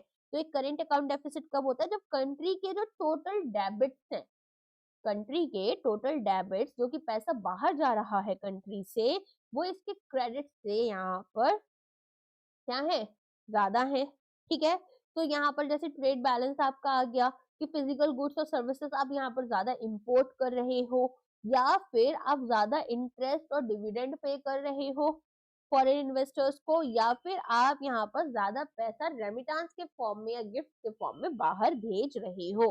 तो कैपिटल अकाउंट के साथ में क्या रिलेशनशिप रहती है, अगर बैलेंस ऑफ पेमेंट देखना है तो करेंट अकाउंट और कैपिटल अकाउंट का जो सम है वो आपका जीरो होना चाहिए, तब आप बैलेंस ऑफ पेमेंट में होते हो, ठीक है। बेसिकली आपके पास में यहाँ पर ना डेफिसिट होगा ना सरप्लस होगा।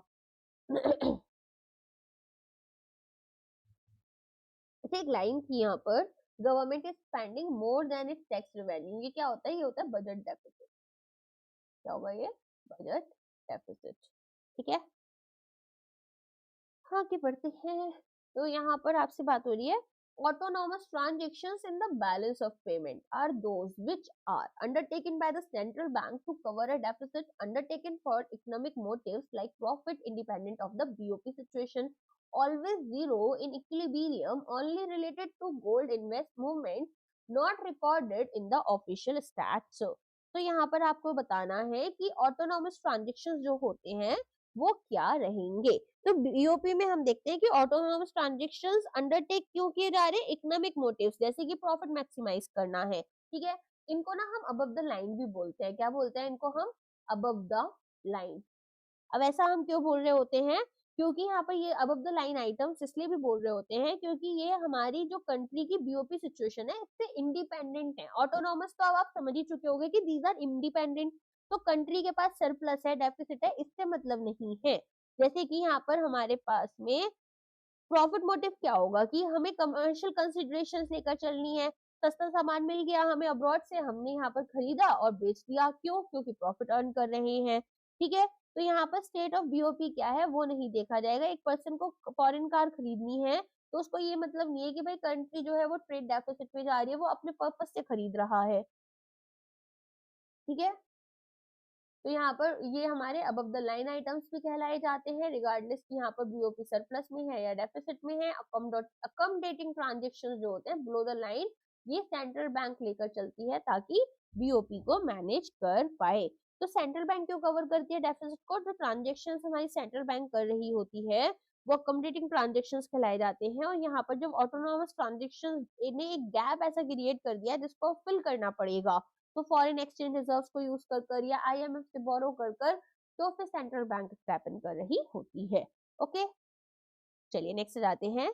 The J curve effect describes the phenomena where tax revenue increases as tax rates fall. A currency devaluation causes the trade balance to worsen initially before improving. Inflation rises as unemployment falls. Economic growth leads to higher inequality initially. Interest rates fall as money supply increases.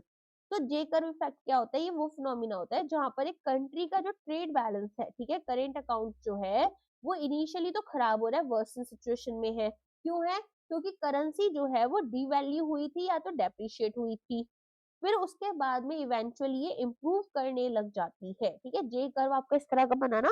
तो यहाँ पर जब changes over the time हम plot करते हैं तो graph हमारा dip करता है और डिप कर सडनली राइज करने लग जाता है और एक जे शेप हमें बनाकर दे देता है, ठीक है। तो इफेक्ट हमारा दो डिस्टिंक्ट फेजेस में हो रहा है। तो हम क्या देखेंगे, एक शॉर्ट रन में जब डेफिसिट चल रही है और यहाँ पर बहुत सारे इंपोर्ट और एक्सपोर्ट एग्रीमेंट्स जो हैं वो हमने बहुत पहले से अपने साइन कर रखे हुए थे, तो कंट्री एक लॉक्ड इन सिचुएशन में है जहां पर उसको सेम अमाउंट ऑफ इंपोर्ट को बाई करना पड़ेगा। क्योंकि करेंसी अब यहाँ पर कमजोर है तो ये जो इंपोर्ट्स हैं ये यहाँ पर महंगे हो जाते हैं। इंपोर्ट्स क्या हो रहे हैं? महंगे हो जा रहे हैं।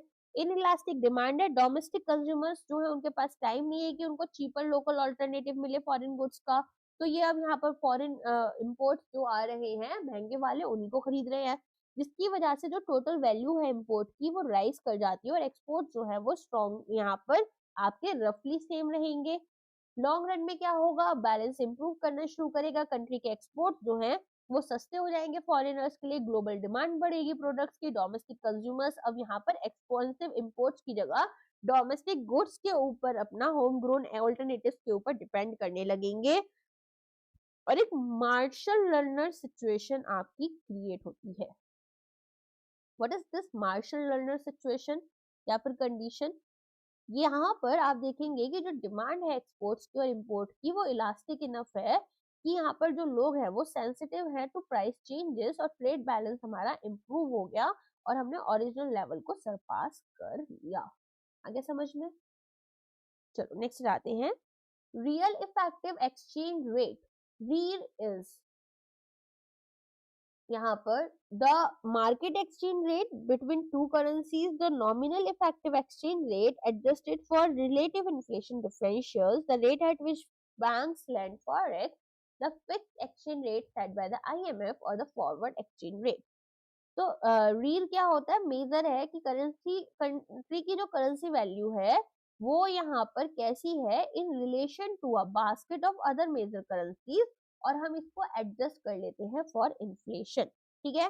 जबकि जो नॉमिनल एक्सचेंज रेट होता है वो हमें ये बताता है कि how much foreign currency you get for 1 unit of your own.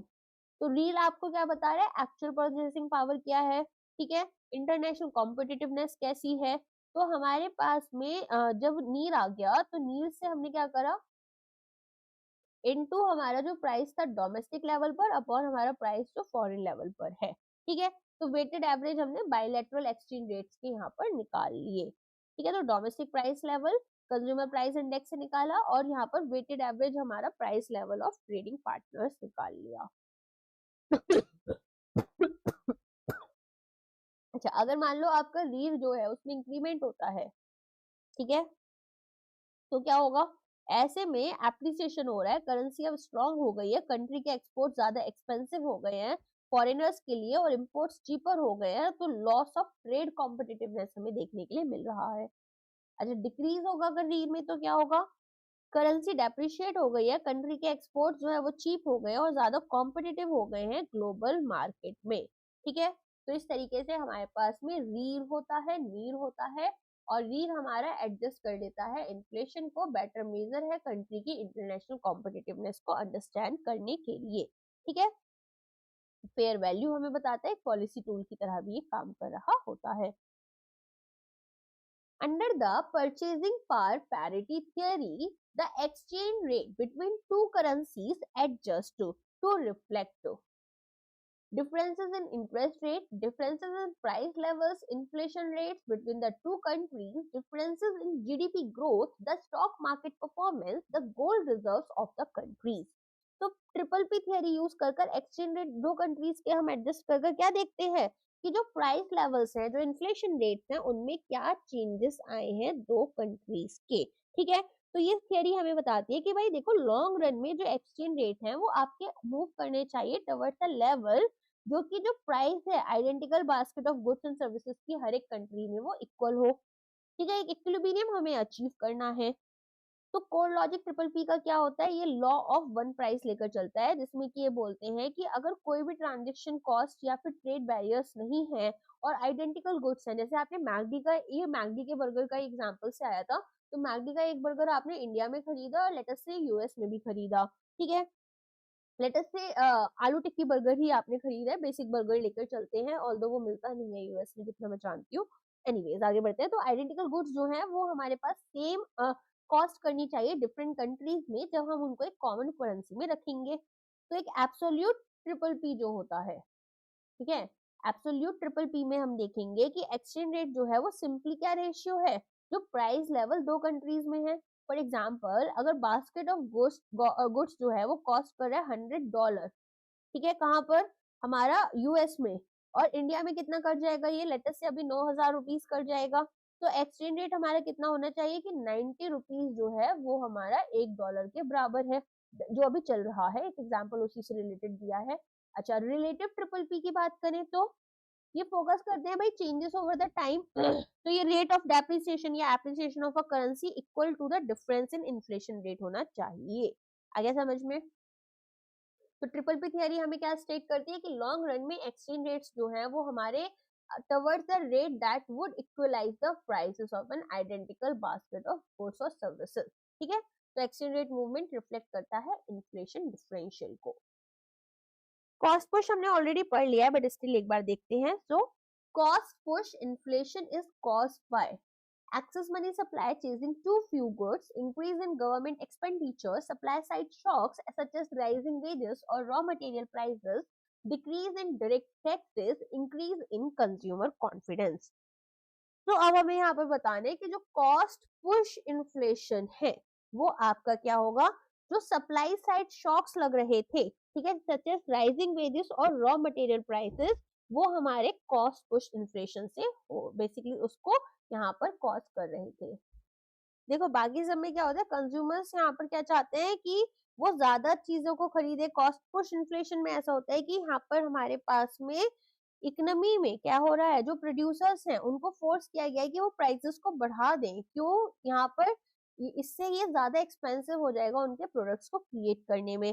तो जो कॉस्ट ऑफ प्रोडक्शन हमारा इंक्रीज हो जाता है, एग्रीगेट सप्लाई जो है इकोनॉमी में वो डिक्रीज हो जाती है, फर्म्स अब अफोर्ड नहीं कर पा रहे हैं कि वो सेम अमाउंट ऑफ गुड्स को प्रीवियस प्राइस लेवल पर प्रोड्यूस करें, तो उनको प्राइसेस बढ़ाने पड़ते हैं ताकि अपनी प्रॉफिट मार्जिन को यहाँ पर लेकर चलें। ठीक है, तो प्राइमरी कॉजेस क्या है, जैसे वेजेस में यहाँ पर इंक्रीमेंट हुआ, रॉ मटेरियल का प्राइस बढ़ गया, या फिर इन्फ्लेशन जो है, ठीक है, कंट्री की जो करेंसी है वो डेप्रिशिएट हो गई, रॉ मटेरियल इंपोर्ट हम कर रहे हैं ज्यादा एक्सपेंसिव हो जा रहा है, तो इंपोर्टेड इन्फ्लेशन बोल देते हैं इसको, नेचुरल डिजास्टर्स हो गए, तो इसी वजह से कॉस्ट पुश इन्फ्लेशन हमें देखने के लिए मिलता है। नेक्स्ट जाते हैं, core inflation is a measure of inflation that excludes. तो यहाँ पर अब आपको क्या बताना है, आपको बताना है कि हमारे पास में कोर इन्फ्लेशन जो है उसमें क्या क्या चीजें नहीं आती। Services, manufactured goods, volatile components like food and fuel, imported goods, rent and housing. देखो कोर इन्फ्लेशन क्या होता है? एक इंडिकेटर होता है जिसमें कि हमें ये पता चलता है कि किस तरीके से जो long term underlying trend of prices है इकोनॉमी के वो रहेंगे। हेडलाइन इन्फ्लेशन क्या करता है? ये हमें हर बार ये बताते हैं कि हर एक आइटम जो है कंज्यूमर की बास्केट में वो उसको काउंट कर चलो। लेकिन कोर इन्फ्लेशन इंटेंशनली यहाँ पर कुछ आइटम्स को एक्सक्लूड कर देता है ताकि एक्सट्रीम प्राइस स्विंग्स जो हैं वो यहाँ पर उसे समझ में आए। तो हमारे पास में अगर हमें समझना है हमारे कोर इन्फ्लेशन, तो फूड प्राइसेस को और एनर्जी प्राइसेस या फिर फ्यूल प्राइसेस जो होते हैं उसको हम यहाँ पर एक्सक्लूड कर देते हैं। ठीक है, तो वॉलेटाइल कंपोनेंट्स को हम यहाँ से हटा देते हैं जो कि हाईली अफेक्टेड होते हैं या तो सीजन से, वेदर से, या फिर यहाँ पर जियोपॉलिटिकल इवेंट्स से। ठीक है, तो जो नॉइस है वो फिल्टर आउट कर दी, बेटर फ्यूचर ट्रेंड्स को हम प्रेडिक्ट कर पाते हैं और मॉनेटरी पॉलिसी को ये गाइड कर देता है। आगे समझ में? हेडलाइन इन्फ्लेशन और कोर इन्फ्लेशन के ऊपर डिफरेंस बता देती हूँ मैं पहले आप लोगों को। एक होता है हेडलाइन इन्फ्लेशन, एक होता है कोर इन्फ्लेशन। तो जितने भी आइटम्स है, फूड, फ्यूल, हाउसिंग, सब लेकर चलेगा ये आपका फूड एंड फ्यूल को एक्सक्लूड कर देता है। यहाँ पर ये काफी ज्यादा वॉलेटाइल होता है, फ्रिक्वेंटली अप्स एंड डाउन देखने के लिए मिलते हैं, ये आपका स्टेबल चलता है। यहाँ पर आप एक्चुअल कॉस्ट ऑफ लिविंग देख रहे होते हो, यहाँ पर आप अंडरलाइन डिमांड प्रेशर्स चेक कर रहे होते हो कि कितना डिमांड यहाँ पर आ सकता है, क्या प्रेशर चल रहा है। यहाँ पर आप एडजस्ट करते हो पेंशन और वेजेस के अकॉर्डिंग। ये आपको इंटरेस्ट रेट्स को डिसाइड करने में हेल्प कर रहा होता है। आगे समझ में? तो अगर हेडलाइन इन्फ्लेशन हाई है लेकिन कोर इन्फ्लेशन लो है तो इसका मतलब है कि प्राइस हाइक जो है वो टेम्पररी है, फ्यूल या फिर फूड वजह से होंगे जो हमारे वॉलेटाइल कंपोनेंट्स हैं। लेकिन अगर कोर इन्फ्लेशन ही बढ़ रहा है इसका मतलब है कि प्राइसेस जो है वो अक्रॉस द बोर्ड हमारे बढ़ रहे हैं। जैसे रेंट से लेकर आपके लिए ना हर एक चीज यहाँ पर महंगी हो जाएगी। चलो नेक्स्ट आ जाते हैं। The Phillips curve suggests an inverse relationship between। तो ये क्वेश्चन मैंने आपको लास्ट उसमें भी करवाया था कि जो फिलिप्स कर्व होता है वो आपको यहाँ पर किसके बीच में रिलेशनशिप बता रहा है।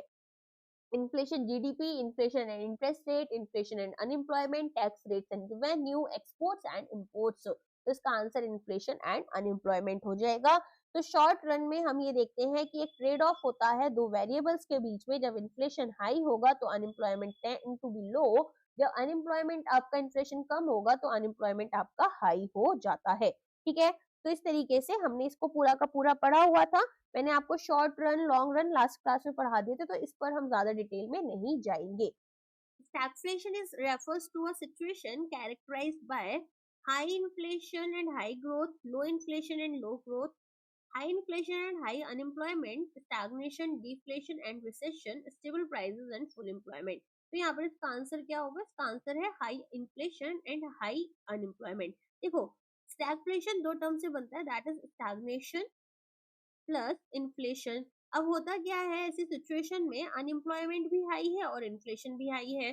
तो यहाँ पर हम देखेंगे कि अगर आरबीआई या फिर कोई भी अगर सेंट्रल बैंक की बात कर लो तो अब उनको दिक्कत क्या आएगी कि अगर इन्फ्लेशन रेट्स को कम करना है, लेट अस से इन्फ्लेशन रेट्स को कम करने के लिए इन्होंने कोशिश की कि ये यहाँ पर बोरोइंग्स जो है इंटरेस्ट रेट्स को बढ़ा दे, तो अनएम्प्लॉयमेंट रेट भी बढ़ सकता है। अगर इंटरेस्ट रेट्स को कम करेंगे अनएम्प्लॉयमेंट को कम करने के लिए तो इन्फ्लेशन और ज्यादा बढ़ जाएगा क्योंकि अब लोग ज्यादा स्पेंड करने लगेंगे, right.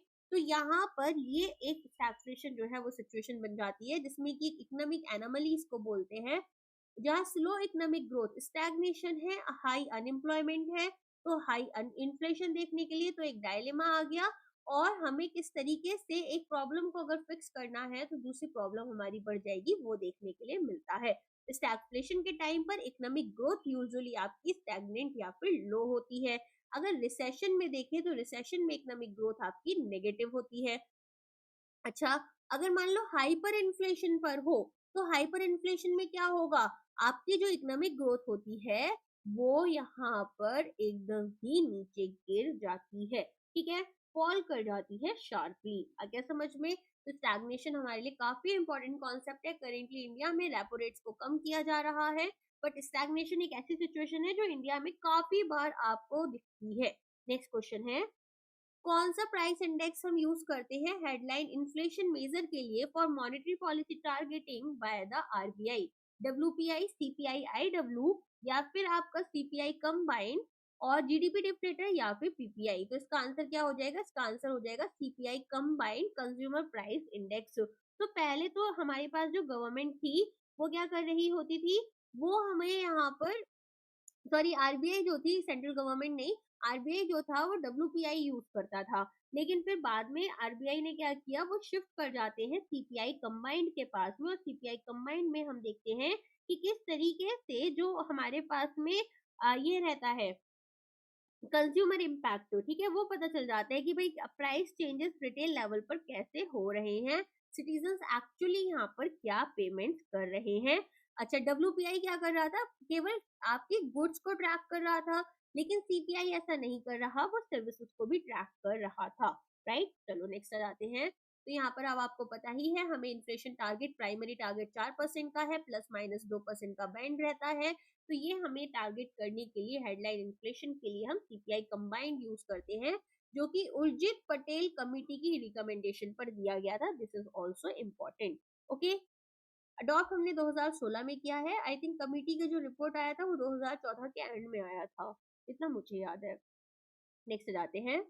The base effect in inflation calculation refers to the impact of previous year's price level on the current year's inflation rate, the lowest inflation rate recorded, the effect of base money on prices, the inflation in the base year, the standard error in data collection. तो इसका answer हो जाएगा आपका impact of previous year's price level on the current year's inflation rate.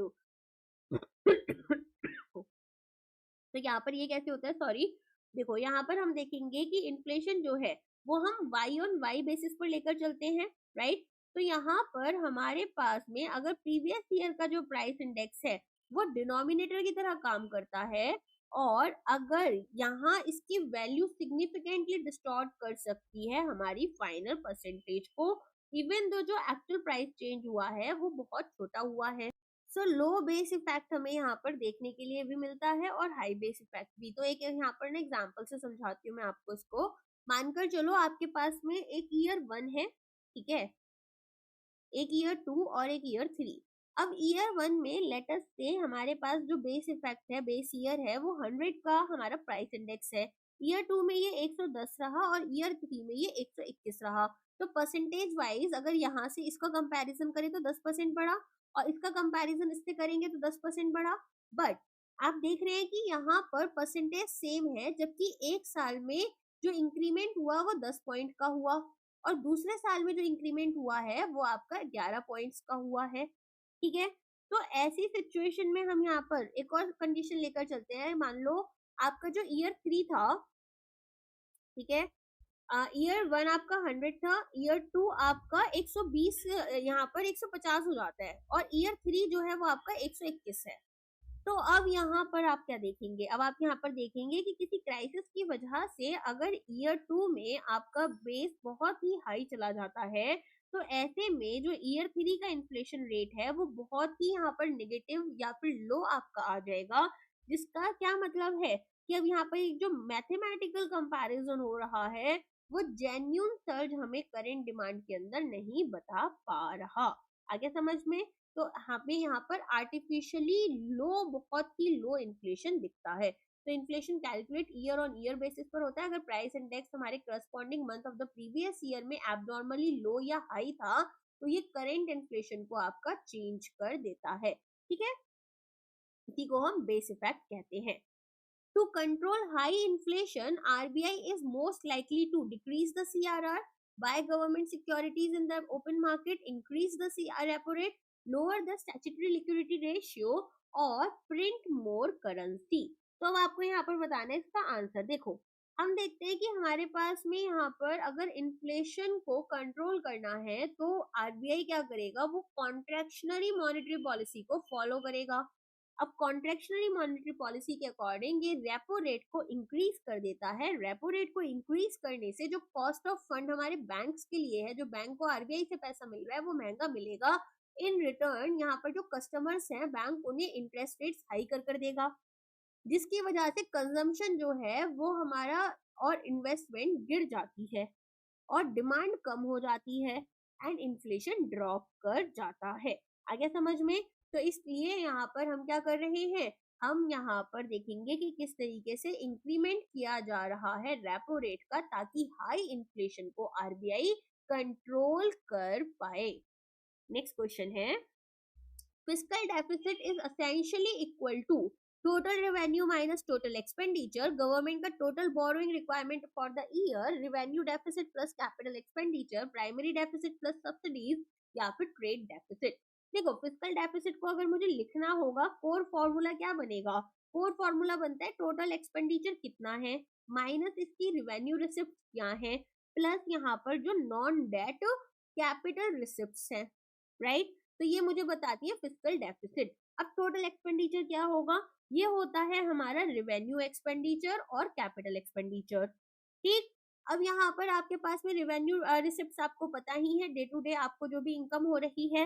Non debt capital receipts क्या होती है, मान लो यहाँ पर गवर्नमेंट ने कुछ अपनी लोन अमाउंट की जो रिकवर करी है, या फिर गवर्नमेंट ने किसी पब्लिक सेक्टर कंपनी से अपने शेयर्स को बेच दिया, तो गवर्नमेंट के ऊपर कोई डेट क्रिएट नहीं हो रहा है ना। तो अगर हमारे ऊपर कोई फ्यूचर डेट क्रिएट नहीं हो रहा और हमें अमाउंट यहाँ पर रिसीव हो रही है, तो ये हमारी नॉन डेट कैपिटल रिसिप्ट्स के अंडर आती है। तो फिस्कल डेफिसिट यहाँ पर गवर्नमेंट की टोटल बोरोइंग रिक्वायरमेंट है फॉर द ईयर। आगे समझ में? तो यहाँ पर हम देखते हैं कि हमारे पास में टोटल गवर्नमेंट को कितना अमाउंट एक पर्टिकुलर ईयर में बोरो करना पड़ेगा, ताकि जो उसके खर्चे हैं, जो उसकी स्पेंडिंग है और जो उसकी नॉन डेट इनकम है, उसके बीच के गैप को ये यहाँ पर ब्रिज कर पाए, ठीक है। तो अगर मान लो एक गवर्नमेंट है जो कि अपना 1000 रुपीज खर्च कर रही है और केवल 800 रुपए टैक्स के फॉर्म में यहाँ पर रिसीव कर रही है, तो वो जो, या फिर दूसरी इनकम के थ्रू, तो वो जो 200 रुपीज का गैप आया है, उसको यहाँ पर फुलफिल करने के लिए क्या करेगी गवर्नमेंट, या तो अपने commercial bank, central bank, general public से पैसा बोरो करेगी। तो इसीलिए इसको हम बोलते हैं फिस्कल डेफिसिट को as total borrowings requirement for the year. आगे समझ में? Total revenue minus total expenditure क्या होता है, बजट डेफिसिट हो जाता है, ठीक है। अगर revenue deficit plus capital expenditure लेकर चले, तो यहाँ पर आपके पास कुछ नहीं बनकर आएगा इसका। अच्छा, एक टर्म और आप देखोगे यहाँ पर, प्राइमरी डेफिसिट। प्राइमरी डेफिसिट क्या होता है, प्राइमरी डेफिसिट आप निकालते कैसे, fiscal deficit minus interest payments. तो यहाँ पर हम देखेंगे प्राइमरी डेफिसिट वो है जिसमें बोरोइंग हमें करनी है करेंट ईयर के लिए और पास्ट इंटरेस्ट को हम एक्सक्लूड कर देते हैं, ठीक है। तो प्राइमरी डेफिसिट एक की फिस्कल इंडिकेटर होता है जो गवर्नमेंट की बोरोइंग रिक्वायरमेंट करेंट ईयर के लिए दिखा रहा होता है। फिस्कल डेफिसिट हमें ये बताएगा कि भाई कितना पैसा टोटल गवर्नमेंट को बोरो करना है, लेकिन प्राइमरी डेफिसिट ये बताता है कि इस बोरोइंग का कितना हिस्सा गवर्नमेंट नए प्रोजेक्ट्स में लगा रही है और कितना हिस्सा केवल जो पुरानी डेट है उसकी इंटरेस्ट पेमेंट में यूज कर रही है। तो अगर मान लो यहाँ पर हमारे पास में प्राइमरी डेफिसिट 0 हो जाता है, तो मैं ये बोल सकती हूँ कि गवर्नमेंट जितना भी पैसा बोरो कर रही है उससे केवल इंटरेस्ट पेमेंट कर रही है, which is not a very good thing. Government borrow कर नए प्रोजेक्ट्स लेकर आए, नए प्रोजेक्ट शुरू करे, नया इंफ्रास्ट्रक्चर लेकर आए और उस पर हम इनकम जनरेट करें, तो एक अच्छी चीज होगी। तो इसीलिए प्राइमरी डेफिसिट बहुत ही एक इम्पॉर्टेंट कॉन्सेप्ट होता है, जिसमें हम ये देखते हैं कि क्लीनर मेजर हमें गवर्नमेंट की फिस्कल हेल्थ का मिल पाता है। ये हमारी जो करेंट पॉलिसी है उसको हटा देती है, ठीक है। हमें यहाँ पर सस्टेनेबिलिटी पता चल पाती है। तो अगर एक कंट्री के पास में हाई फिस्कल डेफिसिट है लेकिन एक यहाँ पर नेगेटिव या फिर प्राइमरी डेफिसिट 0 है, तो इसका मतलब है कि गवर्नमेंट यहाँ पर क्या कर रही है, केवल और केवल बोरो कर अपने ओल्ड इंटरेस्ट को पे कर रही है। लेकिन अगर प्राइमरी डेफिसिट हाई है तो गवर्नमेंट यहाँ पर अपने नए प्रोजेक्ट्स के लिए या डेली ऑपरेशंस के लिए इस पैसे को यूज करेगी। रिवेन्यू डेफिसिट क्या रहेगा, टोटल रिवेन्यू माइनस टोटल आपका revenue receipt, revenue expenditure minus revenue receipt, right. चलो अब आ जाते हैं नेक्स्ट हमारा, इसे पूछ रहे हैं इनमें से कौन सा एक क्वालिटेटिव या सिलेक्टिव इंस्ट्रूमेंट है मॉनेटरी पॉलिसी का, open market operations, repo rate, cash reserve ratio, margin requirements या फिर एसएलआर। तो अब यहाँ पर आपको बता रहे क्वालिटेटिव इंस्ट्रूमेंट क्या होगा। तो देखो हमारे पास में क्वालिटेटिव इंस्ट्रूमेंट्स में ओएमओज तो नहीं हो सकते, राइट। हमारे पास क्या हो सकता है यहाँ पर मार्जिन रिक्वायरमेंट्स। अब यहाँ पर आप सोच रहे होंगे कि मार्जिन रिक्वायरमेंट्स क्या होती है। देखो मॉनेटरी टूल में हमारे पास क्वांटिटेटिव टूल्स होते हैं, जैसे सीआरआर, एसएलआर, ये सभी हो गए आपके यहाँ पर क्वांटिटेटिव टूल्स, जिसमें कि हम क्या करते हैं, हम यहाँ पर नंबर्स से चेंज कर रहे होते हैं, मेजरमेंट हो सकती है जिन चीजों की, उनको क्वांटिटेटिव में ले जाते हैं, राइट। तो repo rate, CRR, SLR, OMS, OMOs, ये सब आते हैं आपके क्वांटिटेटिव। क्वालिटेटिव में आते हैं दो, एक तो होती है मार्जिन रिक्वायरमेंट्स और एक होते हैं मॉरल सुएशन। मार्जिन रिक्वायरमेंट्स क्या होती है, यहाँ पर हम टारगेट करते हैं कि क्रेडिट फ्लो जो है वो स्पेसिफिक सेक्टर्स में चला जाए हमारा फॉर गुड्स। फॉर एग्जाम्पल यहाँ पर हमारे पास में कोशिश क्या होगी, अपनी या तो आरबीआई की या जो भी हमारे पास में मॉनेटरी पॉलिसी कमिटी है, कि वो जो क्रेडिट है वो कुछ स्पेसिफिक गुड्स जैसे लग्जरी गुड्स में या एग्रीकल्चर में या स्पेक्युलेटिव ट्रेडिंग की तरफ जाए। तो मार्केट रिक्वायरमेंट क्या है, आपका लोन, जैसे मान लो एक लोन है जो मैंने गोल्ड के लिए लोन लिया, ठीक है। अब गोल्ड के अगेंस्ट, सॉरी, तो ऐसा गोल्ड यहाँ पर मॉर्गेज रखा मैंने, गोल्ड का वैल्यू था 1 लाख रुपीज का। अब यहाँ पर जब मुझे क्या मिलेगा, अमाउंट कितना दिया बैंक ने, लोन दिया है लेटर से 80,000 रुपीज का। तो 80% का मेरे पास लोन टू वैल्यू बन गया, मार्जिन रिक्वायरमेंट बन गई। लेटर से आरबीआई ने यहाँ पर इसको फिक्स कर दिया है 60% पर। तो आरबीआई ने 60% पर फिक्स किया है, मीनिंग अगर कोलेट्रल 1 लाख रुपए का है तो मुझे केवल लोन यहाँ पर 60,000 रुपीज का मिलेगा, ठीक है। तो ये हमारे पास होती है margin requirements, that is what is the market value of the collateral offered and the loan amount that is being given against it। आगे समझ में। और मॉरल सुएशन में क्या होता है, बैंक्स को परसुएट किया जाता है कि वो कुछ क्रेडिट गाइडलाइंस को फॉलो करे। फॉर एग्जांपल मान लो बैंक्स यहाँ पर नहीं फॉलो कर रहे हैं, तो ऐसे में आरबीआई क्या करेगा, एक यहाँ पर पब्लिक नोटिस निकाल देगा कि ठीक है, या प्रेस नोटिस निकाल देगा या स्टेटमेंट दे देगा, जिसके बाद में बैंक को लगेगा कि नहीं नहीं हमें इसको फॉलो करना पड़ेगा, एक मॉरल प्रेशर बना दिया। तो मार्जिन रिक्वायरमेंट जैसे लोन टू वैल्यू रेशियोज है, ये क्वालिटेटिव टूल होते हैं और रिस्ट्रिक्ट करते हैं flow of credit to specific sectors, ठीक है। जबकि नेसेसरली यहाँ पर जो हमारी टोटल मनी सप्लाई है उसको ये अफेक्ट नहीं कर रहे होते। नेक्स्ट जाते हैं, क्राउडिंग आउट इफेक्ट पूछ रहे हैं क्या होता है, ये हमने लास्ट क्लास में भी पढ़ा था। तो private investment falling due to increase government spending and higher interest rates, import crowding out domestic products, large firms pushing out small firms, excess money supply causing inflation और population growth reducing per capita income। तो इसका answer क्या हो जाएगा, इसका answer हो जाएगा ए। देखो क्राउडिंग आउट क्या होता है, इसका मतलब एक ऐसी सिचुएशन जब प्राइवेट इन्वेस्टमेंट गिर रही है। और गिर क्यों रही है वो, क्योंकि गवर्नमेंट ने अपना खर्चा जो है स्पेंडिंग बढ़ा दी है और इंटरेस्ट रेट्स भी हाई है।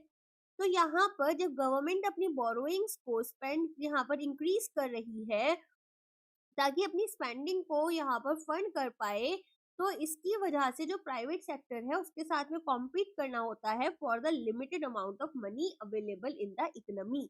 तो क्राउडिंग आउट कैसे होता है, जब गवर्नमेंट की बोरोइंग्स इंक्रीज हुई तो एक बजट डेफिसिट को इनको क्या करना था, फंड करना था, इसलिए गवर्नमेंट ने अपनी बोरोइंग्स को बढ़ाया।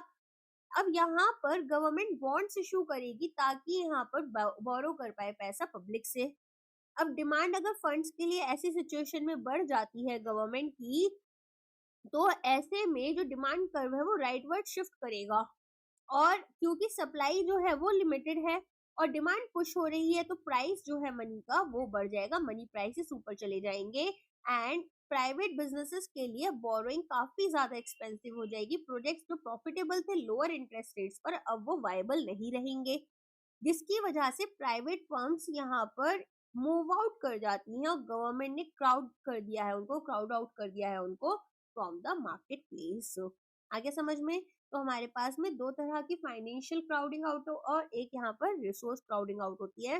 फाइनेंशियल में हायर इंटरेस्ट रेट्स वाला जो हमने पढ़ा, और रिसोर्स में गवर्नमेंट क्या करती है, फिजिकल रिसोर्सेज जैसे लेबर, रॉ मटेरियल्स, इनको यूज कर रही होती है और प्राइवेट सेक्टर जो है वो अदरवाइज इनको प्रोडक्शन में यूज कर लेता। आगे समझ में। तो गवर्नमेंट ने बोरो किया हैवीली ताकि फाइनेंस करे इंक्रीज स्पेंडिंग। अब यहाँ पर ड्राइव अप करेगा इंटरेस्ट रेट्स को, हायर इंटरेस्ट रेट्स जो है वो बोरोइंग्स को एक्सपेंसिव कर देते हैं और प्राइवेट इन्वेस्टमेंट के लिए डिक्लाइन हो जाता है और क्राउडिंग आउट जो है वो यहाँ पर एक स्टिमुलस इफेक्ट की तरह सामने आएगा। अब आ जाता है आपका प्राइमरी डेफिसिट, जो मैंने आपको ऑलरेडी समझा भी दिया था। तो ये पूछे कि ये कैसे कैलकुलेट होगा। आई डोंट थिंक कि ऑप्शंस हमें डिस्कस करने चाहिए यहाँ पर। Fiscal deficit minus interest payments, तो यहाँ पर ये हमें दिखाया जाता है कि गवर्नमेंट का जो करंट ईयर एक्सपेंसेस है वो, उसमें से हम burden of interest on past debt अपना एक्सक्लूड कर देते हैं और रिफ्लेक्ट करता है ये करंट फिस्कल स्टांस को, राइट। चलो नेक्स्ट क्वेश्चन पर आ जाते हैं।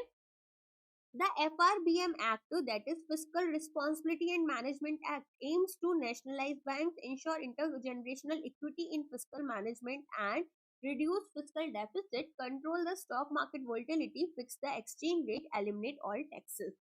तो यहाँ पर आपको बताना होगा कि इसका आंसर क्या है। FRBM एक्ट से रिलेटेड हमसे क्वेश्चन पूछा गया है।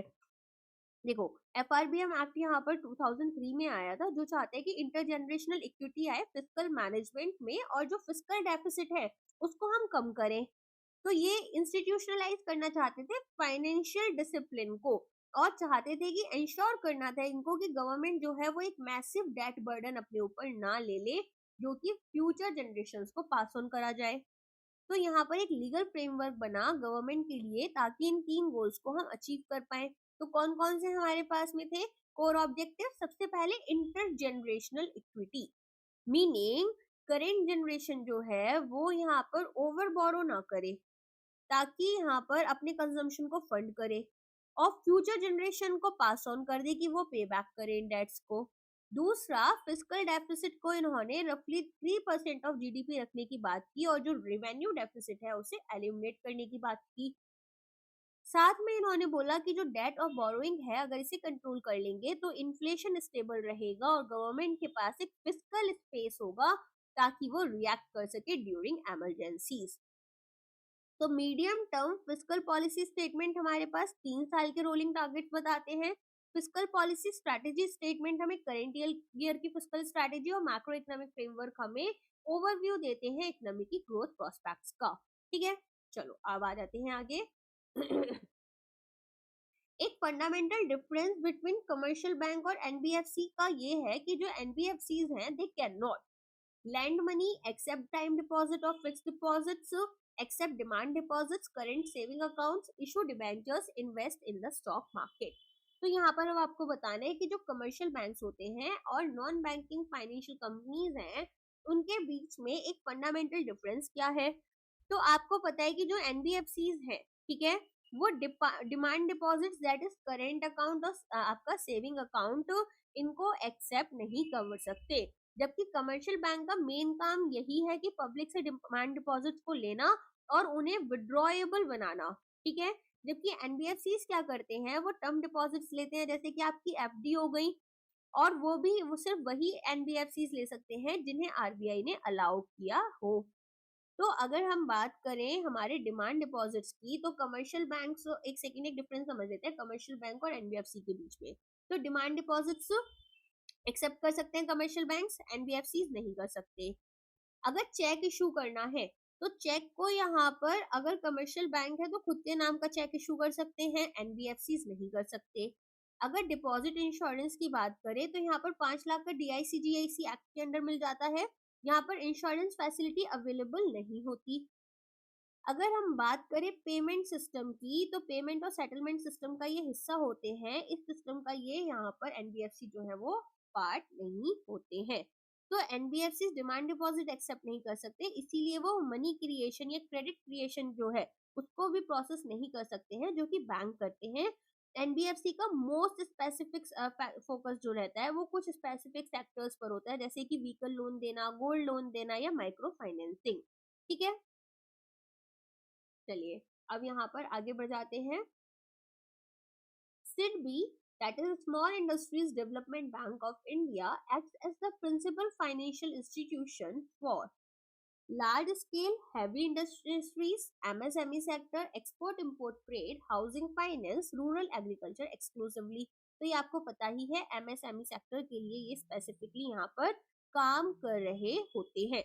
तो स्टैब्लिश कब हुआ था सिडबी? 1990 में हुआ था, और एक एपेक्स बॉडी है जो स्टडी फ्लो ऑफ क्रेडिट करता है to small scale industries, coordinate करता है फंक्शंस अदर इंस्टीट्यूशंस के in similar activities.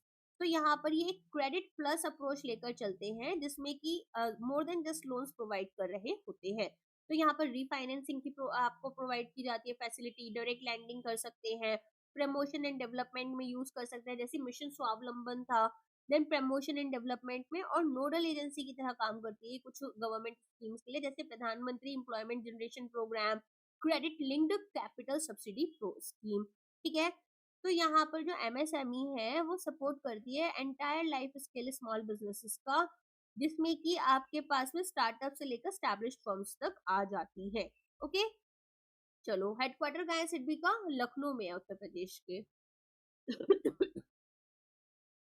Next question है, infrastructure finance companies are a category of NBFCs that must deploy at least dash % of their total assets in infrastructure loans. तो यहाँ पर हमें बताना है परसेंटेज, 50% है, 90, 75, 25 और 100%। कितना हमारे पास में जो इंफ्रास्ट्रक्चर फाइनेंस कंपनीज है, ठीक है, वो यहाँ पर डिप्लॉय करेंगी एटलीस्ट दैट इज 75%। ठीक है, तो यहाँ पर इंफ्रास्ट्रक्चर फाइनेंस कंपनी कौन सी होती है? स्पेशलाइज्ड कैटेगरी एनबीएफसी की, जिसमें कि लॉन्ग टर्म फंडिंग ये देती हैं पावर, ट्रांसपोर्ट, कम्युनिकेशन जैसे सेक्टर्स को, और यहाँ massive capital and long gestation period रहता है, लंबे समय के लिए लोन लिया जाता है। आरबीआईएफसी क्या करता है, इनको रिलैक्सेशन दे देता है कि ये हाई कंसंट्रेशन इंफ्रास्ट्रक्चर लैंडिंग में अपनी मेंटेन कर सकते हैं, मतलब इस तरह के लोन ज्यादा दे सकते हैं। ऐसा कंसंट्रेशन रिस्क होता है कि हम एक ही सेक्टर में ज्यादा लोन ना दे, लेकिन यहाँ पर रिलैक्सेशन दे दिया जाता है। ठीक है, तो आरबीआई का एक कैटेगरी स्टेटस रहता है, बेसिकली एक यहाँ पर पूरा क्राइटेरिया रहता है कि आईएफसी स्टेटस अगर आपको चाहिए, तो यहाँ पर एक एनबीएफसी आईएफसी होने के लिए मिनिमम 75% अपने एसेट्स का आपको इंफ्रास्ट्रक्चर लोन्स में देना है। नेट ओन्ड फंड इनका मिनिमम 300 करोड़ रुपीस होना चाहिए। क्रेडिट रेटिंग इनकी मिनिमम यहाँ पर ए होनी चाहिए या फिर इक्विवेलेंट। अब वो कहाँ से होगी? जितनी भी एक्रेडिट एजेंसीज जैसे क्राइजल, इकरा या केयर हो जाती है, और करार यहाँ पर इनको कितना मेंटेन करना है? 15% का। ठीक है, 15% का करार मेंटेन करना है, और यहाँ पर मिनिमम टियर 1 कैपिटल रेशियो इनका 10% होना चाहिए। ठीक है, इतना याद रहेगा। तो यहाँ पर हाई एक्सपोजर लिमिट्स होती हैं, एक्सटर्नल कमर्शियल बोरोइंग्स में आसानी होती है, और रिस्क वेट जो है वो भी हमें देखने के लिए मिलता है कि थोड़ा लोअर इनका रहेगा। अच्छा, अगर कोई माइक्रो फाइनेंस इंस्टीट्यूशन है तो उसको 75% माइक्रो फाइनेंस लोन में देना होता है। अगर एनबीएफसी फैक्टर है तो फैक्टरिंग बिजनेस में 50% देना होता है, और हाउसिंग फाइनेंस कंपनी में 60% देना होता है। ठीक है, चलो आगे बढ़ते हैं। Which institution is the regulator for housing finance companies in India currently? तो ये आपका national housing bank, SEBI, RBI, IRDA या मिनिस्ट्री ऑफ फाइनेंस। तो ऑफ कोर्स यहाँ पर हमारे पास में आरबीआई जो है करेंटली रेगुलेटर है हाउसिंग फाइनेंस कंपनीज के लिए, और जो नेशनल हाउसिंग बैंक है वो यहाँ पर ओरिजिनली होल्ड कर रख रहा था रेगुलेटरी और सुपरवाइजरी पावर्स, लेकिन लेजिस्लेटिव चेंज आया था 2019 में, जिसने की अथॉरिटी आरबीआई के पास में शिफ्ट कर दी। और फाइनेंस एक्ट 2019 में गवर्नमेंट ऑफ इंडिया ने ये बोला कि भाई देखो, जो पावर है रेगुलेट करने की हाउसिंग फाइनेंस कंपनीज को, वो हम अब एनएचबी से ट्रांसफर कर आरबीआई को दे देते हैं। और इससे क्या होगा कि जो एचएफसीज है वो एक यूनिफाइड रेगुलेटरी अम्ब्रेला के अंडर आ जाएंगी अलोंग विद एनबीएफसीज। और यहाँ पर अगर हम बात करें हमारे नेशनल हाउसिंग बैंक की, तो ये एक सुपरवाइजर की तरह और रीफाइनेंसर की तरह काम करता है। ठीक है, यहाँ पर हम on site inspection, audits manage करेंगे, ग्रीवांसेस को, रिड्रेसल को। रीफाइनेंसिंग ये हाउसिंग फाइनेंस कंपनीज को प्रोवाइड करते हैं और बैंक को, ताकि लो कॉस्ट हाउसिंग को प्रमोट कर पाए। ओके, समझ में आ गया? चलो, अच्छा एक चीज और याद रखना, 1 जनवरी 2025 में आरबीआई ने कुछ रूल्स भी निकाले थे पब्लिक डिपॉजिट से रिलेटेड, और एचएफसीज को बोला था कि वो हायर लिक्विड एसेट्स मेंटेन करें। तो ये 15% हो गया था बाय जुलाई 2025, जिसमें कि इन्होंने सीलिंग जो है अमाउंट ऑफ पब्लिक डिपॉजिट्स के ऊपर वो रिड्यूस कर दी थी, और इन्होंने बोला था कि लिक्विड एसेट्स जो है आपके, जिनको आप आसानी से कन्वर्ट कर सकते हो किसके अंडर, अपना कैश के अंडर, वो आपके पास में एटलीस्ट 50% होने चाहिए। ओके, चलो नेक्स्ट आ जाते हैं। नबार्ड प्राइमरली फोकस करता है on providing refinance for industrial finance, agriculture and rural development, stock market operations, urban infrastructure या फिर इंटरनेशनल ट्रेड। तो यहाँ पर अब आपको नाबार्ड के बारे में पूछा जा रहा है, और कल तो एग्जाम भी है नाबार्ड का, माइट भी कुछ लोगों का एग्जाम भी रहे। तो नाबार्ड के लिए आपको याद रखना है कि नाबार्ड क्या है, national bank for agriculture and rural development, जिसका प्राइमरी फोकस एग्रीकल्चर और रूरल डेवलपमेंट के ऊपर ही होगा। तो ये 1982 में एक एपेक्स बॉडी के नाम पर आया था, एक डेवलपमेंट बैंक के रूप में आया था, और इसका मेन ऑब्जेक्टिव था कि जो रूरल इकोनॉमी है, ठीक है, उसको स्ट्रेंथन करना है। अलोंग विद दैट यहाँ पर जो हमारे फार्मर्स हैं उनको क्रेडिट फैसिलिटीज प्रोवाइड करनी है। तो नबार्ड यहाँ पर रीफाइनेंसिंग फैसिलिटीज प्रोवाइड करता है रीजनल रूरल बैंक्स और कोऑपरेटिव बैंक्स को, ये यहाँ पर रीफाइनेंसिंग करता है, जो कि आगे चलकर एग्रीकल्चर और यहाँ पर रूरल सेक्टर में लोन्स देते हैं। साथ में ये इंफ्रास्ट्रक्चर डेवलपमेंट में भी काम करता है। तो रूरल इंफ्रास्ट्रक्चर डेवलपमेंट फंड है आपके नबार्ड का, जिसमें कि ये जैसे आपकी मान लो एग्रीकल्चर से रिलेटेड, या फिर आप देखेंगे रूरल एरिया में ना कोई भी इंफ्रास्ट्रक्चर बनना है, फॉर एग्जांपल रोड्स बननी है या फिर ब्रिजेस बनने हैं, ठीक है। एग्रीकल्चर में क्या था, इरिगेशन हो सकता है, उसके लिए भी फंड प्रोवाइड करता है। सुपरविजन के लिए आरआरबी और कोऑपरेटिव बैंक्स का जो सुपरविजन है वो नबार्ड कर रहा होता है। रेगुलेटर आपका जो क्या कौन होता है, आपका आरबीआई होता है, ये सुपरवाइज करता है, ठीक है। साथ में ये सेल्फ हेल्प ग्रुप्स और जॉइंट लाइबिलिटी ग्रुप्स को भी कहीं ना कहीं प्रमोट कर रहा होता है। तो स्टैब्लिश कब हुआ था, 12 जुलाई 1982 में, और हेडक्वार्टर है इसका मुंबई में। इसके अलावा कौन सी कमेटी ने यहाँ पर रिकमेंड किया था इसका फॉर्मेशन, बी सीवारमन कमेटी ने। आगे तो यार चलो आगे बढ़ते हैं। A systematically important non-deposit taking NBFC is defined as one with an asset size of 100 crore rupees or more, 500 crore rupees or more, 50 crore rupees or more, 1000 crore rupees or more और 200 crore rupees और more। तो यहाँ पर threshold होता है 500 करोड़ या उससे ज्यादा का। अगर एक कंपनी है जो कि यहाँ पर एनबीएफसी है, नॉन डिपॉजिट टेकिंग है, लेकिन सिस्टमैटिकली इंपॉर्टेंट नहीं है, तो उसके पास में एसेट साइज जो है वो 500 करोड़ का भी हो सकता है, 500 करोड़ से कम का भी हो सकता है, ठीक है। अच्छा, तो ये जो कंपनीज होती हैं काफी बड़ी होती हैं, इनका फॉल क्या होगा, एक रिपल इफेक्ट लेकर आ जाएगा, टू बिग टू फॉल वाला। तो यहाँ पर आरबीआई क्या करते हैं, इनके ऊपर स्ट्रिक्टर रेगुलेशन लगाता है, जैसे इनको करार 15% का मेंटेन करना है। साथ में यहाँ पर इनके ऊपर लिमिट लगती है कि सिंगल बोरोवर को कितनी ये लैंडिंग कर सकते हैं या सिंगल ग्रुप में कितनी कर सकते हैं। एसेट लाइबिलिटी मैनेजमेंट इनको करना होता है। तो अभी हाल फिलहाल में आरबीआई जो है वो स्केल बेस्ड रेगुलेशन की तरफ गया था। कौन से फ्रेमवर्क की तरफ गया है, स्केल बेस्ड रेगुलेशन फ्रेमवर्क। अब यहाँ पर क्या बोलते हैं, यहाँ पर ये बोलते हैं कि हमारे पास में बेस लेयर, मिडिल लेयर और अपर लेयर में किस तरह से होगा कि जनरली हमारे पास जो नॉन सिस्टमैटिकली इंपॉर्टेंट एनबीएफसीज है, ठीक है, जिनका एसेट साइज 1000 करोड़ से कम का है, और रिसेंटली इसको हमने क्या किया था, अपडेट कर दिया था 500 करोड़ से कुछ कैटेगरीज में। मिडिल लेयर में हमारी जितनी भी डिपॉजिट टेकिंग और systematically non deposit taking NBFCs हैं, जहां एसेट साइज आपका 1000 करोड़ से ज्यादा का है। और अपर लेयर में एनबीएफसी जो कि यहाँ पर आरबीआई आइडेंटिफाई करेगा as significant and too big to fall, ठीक है।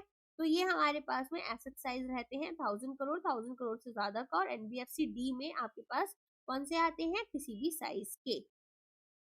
चलिए अब आ जाते हैं।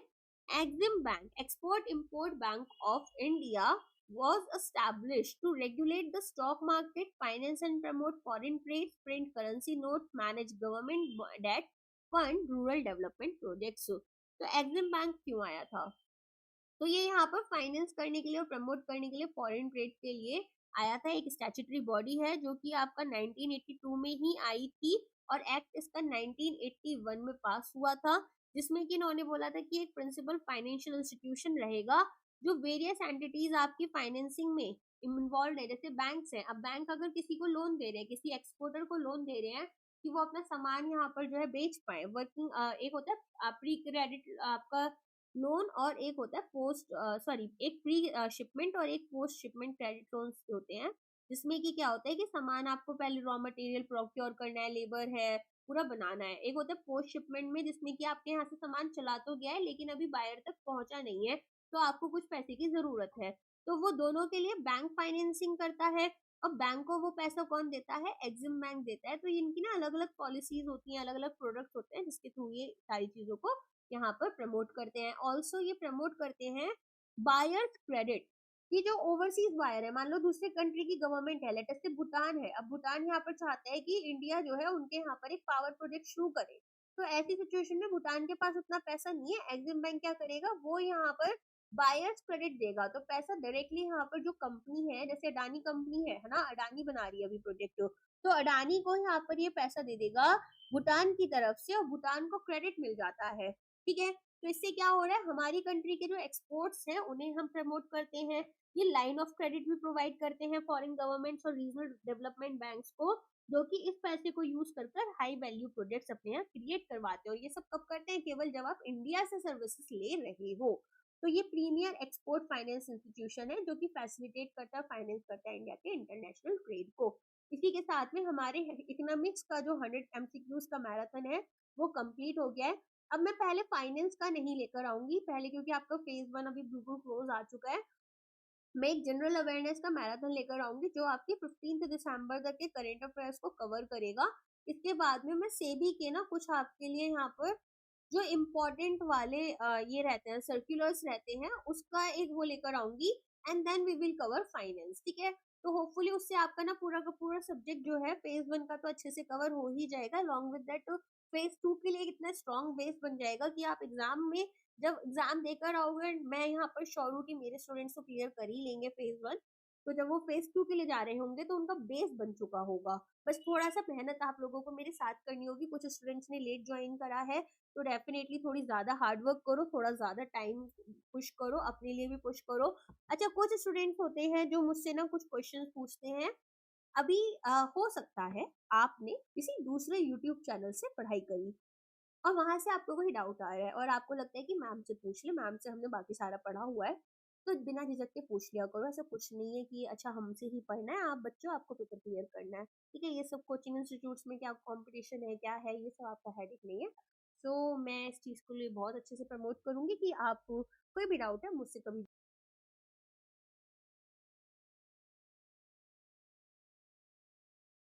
तो वो मैं डाउट क्लियर कर दूंगी, या तो टेलीग्राम चैनल पर आपको कोई और स्टूडेंट क्लियर कर देगा, आपका डाउट क्लियर हो जाएगा। ठीक है, चलो ऑल द वेरी बेस्ट। कई बार ऐसा होता है कुछ ऐसे डाउट्स भी आते हैं जिससे दूसरे बच्चों की भी नॉलेज बढ़ती है, तो why not go with that way.